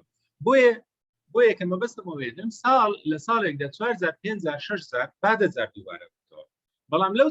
لەو فترەیە کە دووبارە بێتەوە کاکە بەڕێزەکان لە ماڵەوە دانیشن مەچونە دەرێت کە لە ڕێگەی لەلایەکەوە لادا مەودای بینین کەم دەبێتەوە کە مەودای بینین کەم بووتەوە لە ناو سیارەکەتەوە لادێ بڕۆیە سەرخۆڵ تۆزێک دووریشکەویەوە تووشی مەشاکل نەبی ینی پەنجەرەکان داخێ ئەم باڵێندن کۆڵانێک کە لە هەوادا هەیە ئەگەر لە مایکرۆگرام گەورەتر بیتن ئەوە ناستە ناوبۆڕەکانی هەناسەوە بەسەر چاو دەکەی بە چاو دەکەی بەسەر پێز دەکەی حساسیت دروست دەکاتن بەڵام ئەگەر لە دە مایکرۆن کەمتر بیتن ئەوە دەستە ناوبۆڕەکانی هەناسەوە چەند وتر بیتن لەوانەیە هەندێکیان هەیە بالضبط دوالێ دەکات لەگەر سووری خوێن تێکەراوە دەبیتن خەڵکێکی زۆریشمان هەیە خۆتان دەزانن ئێستا خەڵکی ڕەبوو ئەو بابەتانی ئەوە هەیە بۆیە ڕاستی من وەکو خۆم کاتێک کە ئەو دیاردەیە دەبینم یەکەم چش لە ماڵەوە ناسمە دەرێت بەڕاستی ناسمە دەرێت ئەمە یەک دومین هەتا پێم بکرێتن ئەو خوش بەنانە و دەرکەوە بابەتانە دادەپۆشم ینی ئەمە زۆر ئەساسیە من لێ ناگەڕم مندارەکانم بستنە دەرێت بەڕاستی قەدرە ئیمکانی ناگەڕم بستنە دەرێت چارەم چش خۆم دەپارێزم لە شوێنانێک کە کارەبا و تێلی کارەبا و ئەوانەی تێدا هەیە ینی ئەمانە زۆر ئەساسینە. پێنجەم چش کە بەلامەوە زۆر مهمە ئەویش ئەوەیە ئەو خۆڵ و تۆزەی هەیە ینی پێویستە خەڵک حسابی ئەوەی بکاتن لەوانەیە ببتە هۆی ئەوەی کە دووچاری مشکلێکی زۆر گەورە بیتن ینی وا پێویستە خۆت بپارێزی بەڕاستی زۆر پێویستە خۆت بپارێزی ینی هەموو ڕۆژێ ساڵ 365 ڕۆژە خۆم ڕۆژی دووبارە نابتەوە 6-7 ڕۆژ لە ساڵ دووبارە با 10 ڕۆژ دووبارە با 15 ڕۆژ دووبارە بتەوە بەڵام صحت و تەندروستی خۆتان زۆر گرنگترە لەوەی کەوا مەسەلەن بۆ نمونە بچێت دەرێت. یەک لە ئامارەکان کاکە دکتۆر جان دەرێ بەهۆی خۆڵ و تۆزەوە ساڵانە 400,000 مرۆڤ کە ینی نەخۆشی دڵ و هەندێک نەخۆشی تری لاوەچیان هەیە بەهۆی ئەو خۆڵبارینەوە تووشی حاڵەتی وەفات دەبن ینی 400,000 کەمە جا کاکە دکتۆر ئیمداد بەڕێزان ئەو 400,000 هابلی لە ئەمریکای باکووری لە کەنەدابی لە نەڕویج و لە سوید بن یا ئەڵمانیا بن لە رووسیا بن یا لە یابان بن هەمووی لە چۆن دەرەیە هەمووی لە ناوچە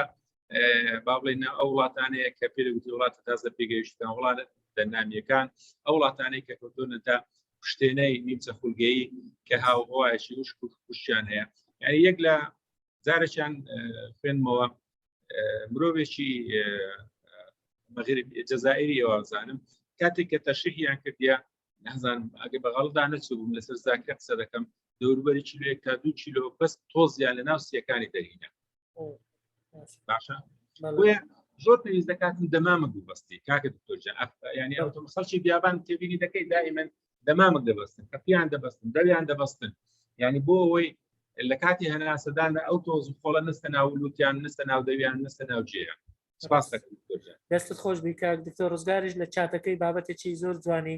دانایە بە نووسینی دکتۆر باخەوان ئەحمەدیە کە باس لە کاریگەریەکانی دەکات لەگەڵ چۆنێتی خۆپاراستن ئەویش هەرو خاڵانە جەنابتی نووسە ئەگەر کەسێک بێوە دەتوانێت لای خۆی کۆپی بکاتن و باز لەوە دەمامک بەستانەکە زۆر گرنگە دەمامک ئەگەر دەست نەکەوت دەستڕێکی ئاسایی ئەوانی با بڵێن مرۆڤ قەدیمەکان هەر نچی جەمەدانیان لە چک و چەپیان بەکارینە هەر بە معنای ئەو ماسکەی ئێستا بەڕاستی جگە لەوەی کە گوتت کەمترین چوونە دەرەوە هەبێ ئەگەر هەش بێ بەو شێوەیە بێت جەکار تۆجان چەند تەڕێژبی چەند تەڕێژی ئەو دەمامکە باشترە باشترە ڕاست دەمامکەکە یان دەستە سەرەکە تەڕ بێ باشتر کاک عەبدوڵڵا جەلال دەڵێ دەتوانین سلایدەکانمان دەست بکەوێ ئینشاءڵڵا بە تایبەتی هەندێکی نەمانتوانی کەڤەری بکەینانی لەبەر نەبوونی کاتەکە هەوڵ دەدەین لەگەڵ تۆماری بەدەستان بدەن کەچی تر پرسیاری هەیە بەڕێزان ئەگەر لە چاتەکە پرسیار نەما تەنها ئەو دەستخۆشیانن کە بۆ کاک دکتۆر هاتووە ئێمە سپاسی دەکەین بەڕاستی بابەتەکەی زۆر دەوڵەمەند بوو خەڵکێکی زۆر دڵنیام ئێستاش سوودیان بینی و لە دواتریش کە دوایی دەبینەوە چکە بە تۆمارکراوی بۆیان دەنێرین ئەوانش سوودی لێ دەبین ئەگەر کەسێک پرسیاری هەیە لە چات 5 دقەیە کاتمان مایە ئەگەر نا کۆتایی پێدێنین مامۆستا ئەوزان دکتۆرە نادیە دەستی تازە بەرز کردەوە نادیە نووسرایە نادیە ئایفۆن فەرموو مامۆستا مایکەکە ئێستا دەتوانی بکەوە مەجالمان داوی فەرموو سلااو سلااو لە بەڕێزیشت باشن ئەحواڵتان سەحەتان چۆن تۆر نادیە لەگەڵتانە سەرچاو دکتۆرە نادیە باشێ ئەحواڵ کاکتۆر سلێمان باشی ئەحواڵت دەنگ و باست هەر ساغ بیلۆ ئەو ویبنارە بەڕاستی زۆر خۆشبی سەلامەت بی کاکتۆر ویبنارێکی زۆر بەسوود بوو هۆکارەکانش زۆر بە وردی باس کرد کاکتۆر ئایا ئەگەر دەمامکەکان ببەستین لەو حاڵەتەی یعنی ئەوە دەبتە ئەوەی کەوا خۆڵەکانە سەناو لوت و دەممان ئەوەی کە تو باز دەکەی 2 کیلۆ ناوسیەکان دەربهێنرێ ینی باشە ماوەی 3 ڕۆژ بەردەوام بی ئەمە هەموو کات کە مامەکەی بەستین کاریگەری نەگەتفی نابی لە سەرسیەکانمان نادێخانەوەی کە باسم کردەوە هی مرۆڤێکی باکووری ئەفریقیای ئەمازیغیەکان بوو لە ناوچەیەکە خودی ناوچەکە هەر هەمووی ئەو دیاردەی تێدا ساڵان زۆر دووبارە دەبێتەوە من حقیقت ماوە پێشستا هەندێک نەتەوەی گرتوەکان قسەیەکی درکاندە بوو خەڵکی ئاسایی غەڵەت لێ تێگەیشت بوون ساڵانە 300 ڕۆژ ئەم دیاردەیە دووبارە دەبێتەوە طبعا ئێستا بینە ئاسمانی هەولێرێکەوە شاپێنەوە ئەو دیاردەی تێدا هەیە پاشیمان گەشتکەش ئەو دیاردەی تێدا هەیە ئێمە لە دیاردەی تۆزوباخ کۆمەڵە شتێک یعنی ئەو هەوایە کە لە دەوروبەرمان هەیە لە هیچ کاتێکدا لە هیچ کاتێکدا نە لە ڕۆژ نە لە شەو نە لە هاوی نە لە پاییز نە لە بەهار نە لە دستاندا ساف نییە دائیمە ڕێژەیەک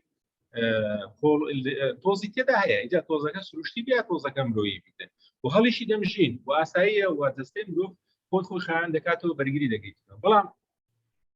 قسە لەسەر ئەو کاتانەیە کە ئەو گەردەلوولانە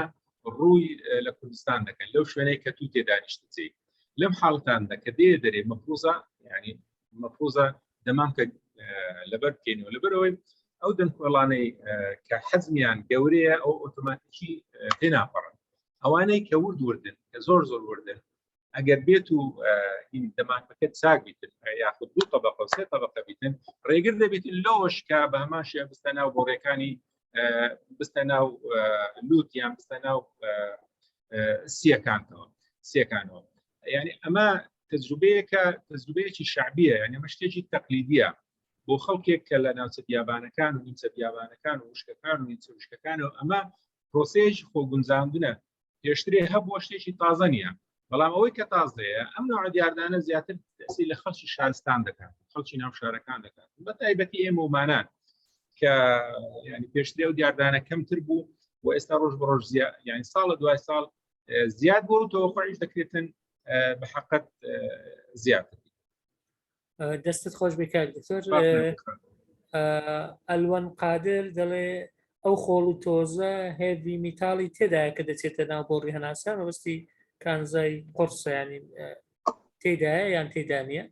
پرسیارەکان کاکە ئەوەن ئەو تۆز و خۆڵی کە لە ناو هەوادا هەیە کە لە ناو هەوادا هەیە هەر لە ئەساسدا تۆز و خۆڵێکی کانزاییە زائدن هەندێکی ئۆرگانی یعنی هەخۆی سەرچاوەکە ئەو خاکە ئاماژەم پێ کرد خودی ئەو خاکە یعنی ئەمە خاکەکە خۆی لە خۆیدا لە پێک دێ هەم لە کانزا پێدێ لە مادەی ئۆرگانیەوە پێک دێت فبالتالي بەشێکی زۆری بەڵێ کانزاییە و معادنە و یعنی تەسیراتی هەیە و هەندێکیان تەسیراتەکانی وەکو چۆن دەڵێ کەمن بەڵام هەندێکی تێ تەسیراتەکانی زیاترە لایەنێکی طبیە حەز ناکەم زۆر شۆڕ بمەوە کاکە دکتۆر ئیمداد ئینسان بەقەدەر علمی خۆی دەستت خۆش بێ بیرمان لەوە کردەوە وەڵام پزیشکێکیش داوات بکەین بۆ ئەوەی بزانین لە ڕووی تەندروستیەوە چ کاریگەری دەبێ ڕەنگە لە هەفتەکانی داهاتوە کارە بکەین دەستت خۆش بێ کاک محەممەد نازان بەس محەممەد نووسرا ئەگەر ئەوەی بکەین ئاخیر پرسیار فەرموو مامۆستا مایکەکەت دەتوانیت بکەیەوە فەرموو تا مایکەکەی ئامادە دەبێ بەهرە دەڵێ پرسیاری من لەسەر سەرچاوی داتاکان بوو ئایا لەکوێ دەست دەکەوێت ئەو داتایانە هەرەوەندەی نووسە سەرچاوی داتاکان یەکەم ئەگەر باس لە داتاکانی دیاردەکانی خۆڵباری تۆزی هەڵواسرا و تۆزی بەرزەبوو و گەردەلولی لماوی گەردەلولی خۆڵاوی و گەردەلولی تۆزاوی ئەوە هەمووی دەستگاکانی کەشناسی لە وڵاتانی جیهانەوە هەیە ئەمە یەک دوو سەرچاوی دووەمی وێنەکانی ئەقماری سناعیە سەتلایتە کە لە پرۆگرامەکانی ئەپلیکیشنەکانی باڵێن جایس و ئەمانەوە هەیە بە پارەی هەندێکیان بە بەلاشە ئەوانی شارەزاییان لەو بابەتانە هەیە دەتوانن ئەو داتایانش وەرگرن لە هەندێک وێبسایت هەیە ئەو داتایانی فراهەم کردی ئەمە دوو سێم هەندێک وێبسایت تایبەت بە منظمەی ئەنوای جێی عالەمیەوە هەیە کە داتا و زانیاری هەیە ئەمە خاڵی سێم خاڵی چارەمیش سەبارەت بە داتا و بە زانیاریەکان راپۆرتەکانی IPCC و راپۆرتەکانی دەستگای بابڵێن ئەنوای جێی عالەمیە کە بەدەیەها و بە سەدەها راپۆرتی قەبارە گەورە و پڕمەعلومات و پڕزانیاریان هەیە بابڕێن پشت ئەستور بە هەزارەها توێژینەوەی بڵاوکراوە لە باشترین گۆڤارەکانی جیهان دانەیەکیان من بەکارم هێنا مانچستێ دەرچووە تقریبا 7,000 لاپەڕەیە 280 توێژەر لەسەر ئاستی هەموو دنیا لە 51 دەوڵەت بەشداری تێدا کردیە هەر بەس ژمارەی نۆت و ملاحەزاتەکان لەسەر پێپەرەکان گەیشتە نەزانم چەند هەزارەوە بەبتاری ئەوە سەرچاوەکانە بەس بۆ لێکۆڵینەوەیەک ئەوانەی کە ئامادەکەنەوە زیاتر دەتوانن بگەڕێنەوە بۆ هەیە ئەنوای جێوی عێراقی و بەڕێوەبەرایەتی بوومە کەشناسی و بوومە لەرزەزانی کوردستان کە سەر بە وەزارەتی گواستنەوە گەیاندنە ئەمە یەک دووش دەستگای کەشناسی سەر بە وەزارەتی پشتوکاڵە دەستت خۆش بێ کاکتۆر کاک محەممەد فەرموو محەممەد نووسرایە بەس لە لای من ئەگەر دوا پرسیار بێ زۆر باشە لەبەر کارتەکە فەرموو مایکەکەت بکەوە پرسیاری خۆت پێیان سەرنجەکە سڵاوتان لەبێت سلااو لە بەڕێز دەستخۆشی بۆ بەڕێز دکتۆر هیمداد هەروەها دەستخۆشی لە جەنابی دکتۆر سلێمانەکەم کە بەڕاستی سیمینارێکی زۆر بە قوت و زۆر بەهێز بوو پڕ زانیاری و پڕ معلومات لاشی ساغی ئینشاءالله و تەمەنی درێژ بێت و من زۆر کاتی جەنابتان ناگرم لەبەرەوە کاتەکە درەنگە تەنها یەک پرسیاری کوتم لە جەنابی دکتۆر هەیە کە بڵین مەبەستەکەم ئەوەیە ئایا عواسفی غوباری ئەو گەردەلوولەی کە ساڵانە ئێمە دەیبینین و دووبارە دەبێتەوە زیاتر پەیوەست نییە بە ئەو فەسڵە ئینتیقالیەکان بۆ نمونە بەهار و پاییزکە گۆڕانکاریەکی گەورە لە دەرەجەی حرارە ڕووەدا مەسەرەن پلەیەکی گەرمای نزم کە لە وەرزی بەهار و زستانە ڕاستەن لە وەرزی هاوینا مەسەرەن پلەی گەرما بەرزەبێتەوە ئەمەشە بێتە هۆی دروستبوونی دوو مەڵبەندی پەستانی جیاوازی بەرز و نزم و بێتە هۆی دروستبوونی حرەکەتی ڕیاح لە نێوان مەڵبەندەکانی پەستانە. پرسیارەکەی من ئەوەیە کە ئایا زیاتر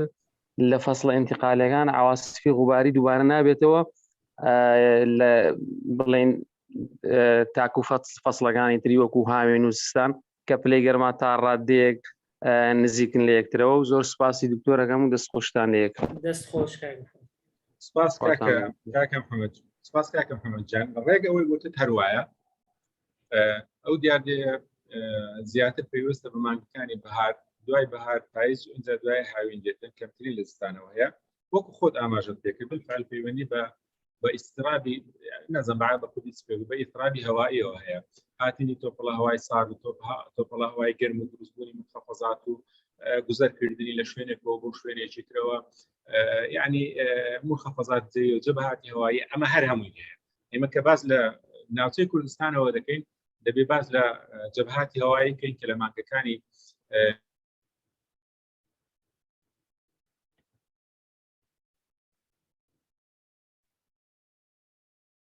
زۆر دەنگ نەما دیسان وڵا دەنگەکە قەتع بۆ لای من دکتۆر سلێمان لای من دەنگ نییە نازانم دوایی لەیمان لێ دەکەم زانێت بەڕێزە کاک دکتۆر دەنگ نەما لە لای من ئەگەر دەنگنێتەوە نائیلاج دەبین تەواوی بکەی زۆر سپاس بۆ بەڕێز دکتۆرە نادیە سەرۆکی بەشی جوگرافیا لە کۆلیژی ئاداب کە لەگەڵمان بوو کاک دکتۆر سلێمان دەنگەکە نەما لە لای من زۆر سپاس بۆ بەڕێزانەی تر کە لەلامان بوون بۆ ئەوانەی کە بە پرسیار و سەرنجەکانیان وێبینارەکەیان دەوڵەمەندتر کرد دکتۆر سلێمان مایکەکەت بکەیەوە دەنگ نەما لە لای مە دیسان لە بەشی ئەخیری وەڵامدانەوەکەی فرد بەڵێ بەڵێ پێشمان بە سلایدەکەینی هەرەوەی جواب بدەوە کاکە دکتۆر جان نەمزانی ئەو لە لای من قەتع بوو ئەگەر بکێ هەر ئەوەی کاک محەممەدی بوو ئەوەی کە جوابم داوە نازانم ئەوە بوو کاکە محەممەد جان ئەو قسەی کردت ڕێکتەواوە ئەسبابەکان ڕێک ئەوەیە بە تایبەتی لە وەرزە بەهار دوای ئەوە پاییز دوای ئەوە هاوین لەو دوو وەرزە با بڵێن لەو دوو وەرزەی کە گۆڕانکاری دەبێتن لە نێوان جەبهاتی هەوای سارد و گەرم و هاتنی گوزەرکردنی مخەفەزە حرارەکان لە باشوور لە ڕۆژهەڵات و لە باشوور لە ڕۆژ ئاوای منطقەی با بڵێ کوردستانەوە بگرا ئیضطرابێک دروست دەکاتن جەبهات دێتن جەبهاتی حراری دێ جەبهاتی مخەفەزات و شتیوا دێتن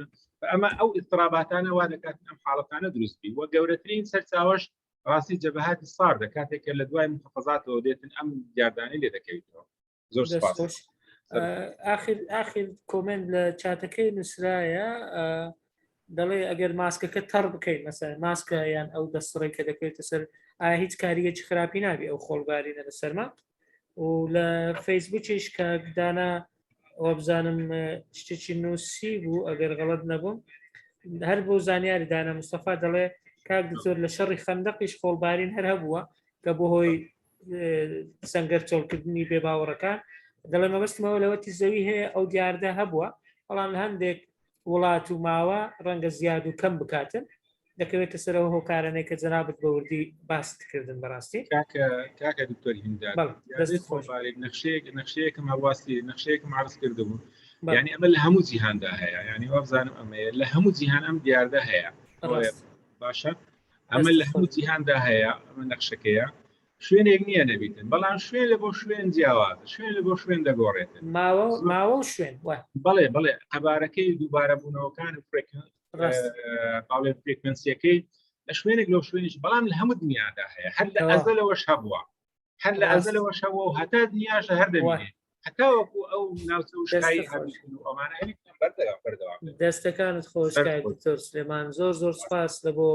ئەو زانیاریانە لە بۆ پێشکەشکردنە بۆ تەرخانکردنی کاتەکە بەڕاستی زۆر سوودمەند بوو زۆر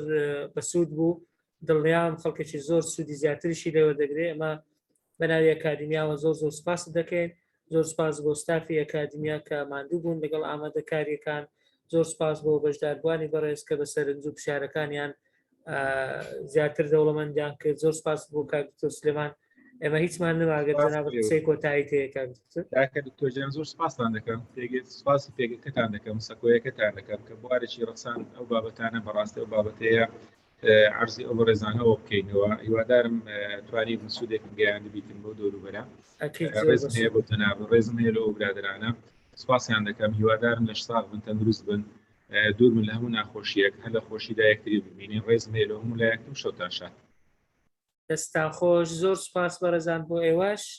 کاتێکی خۆش و ئاگاداری خۆتان بن زۆر سپاس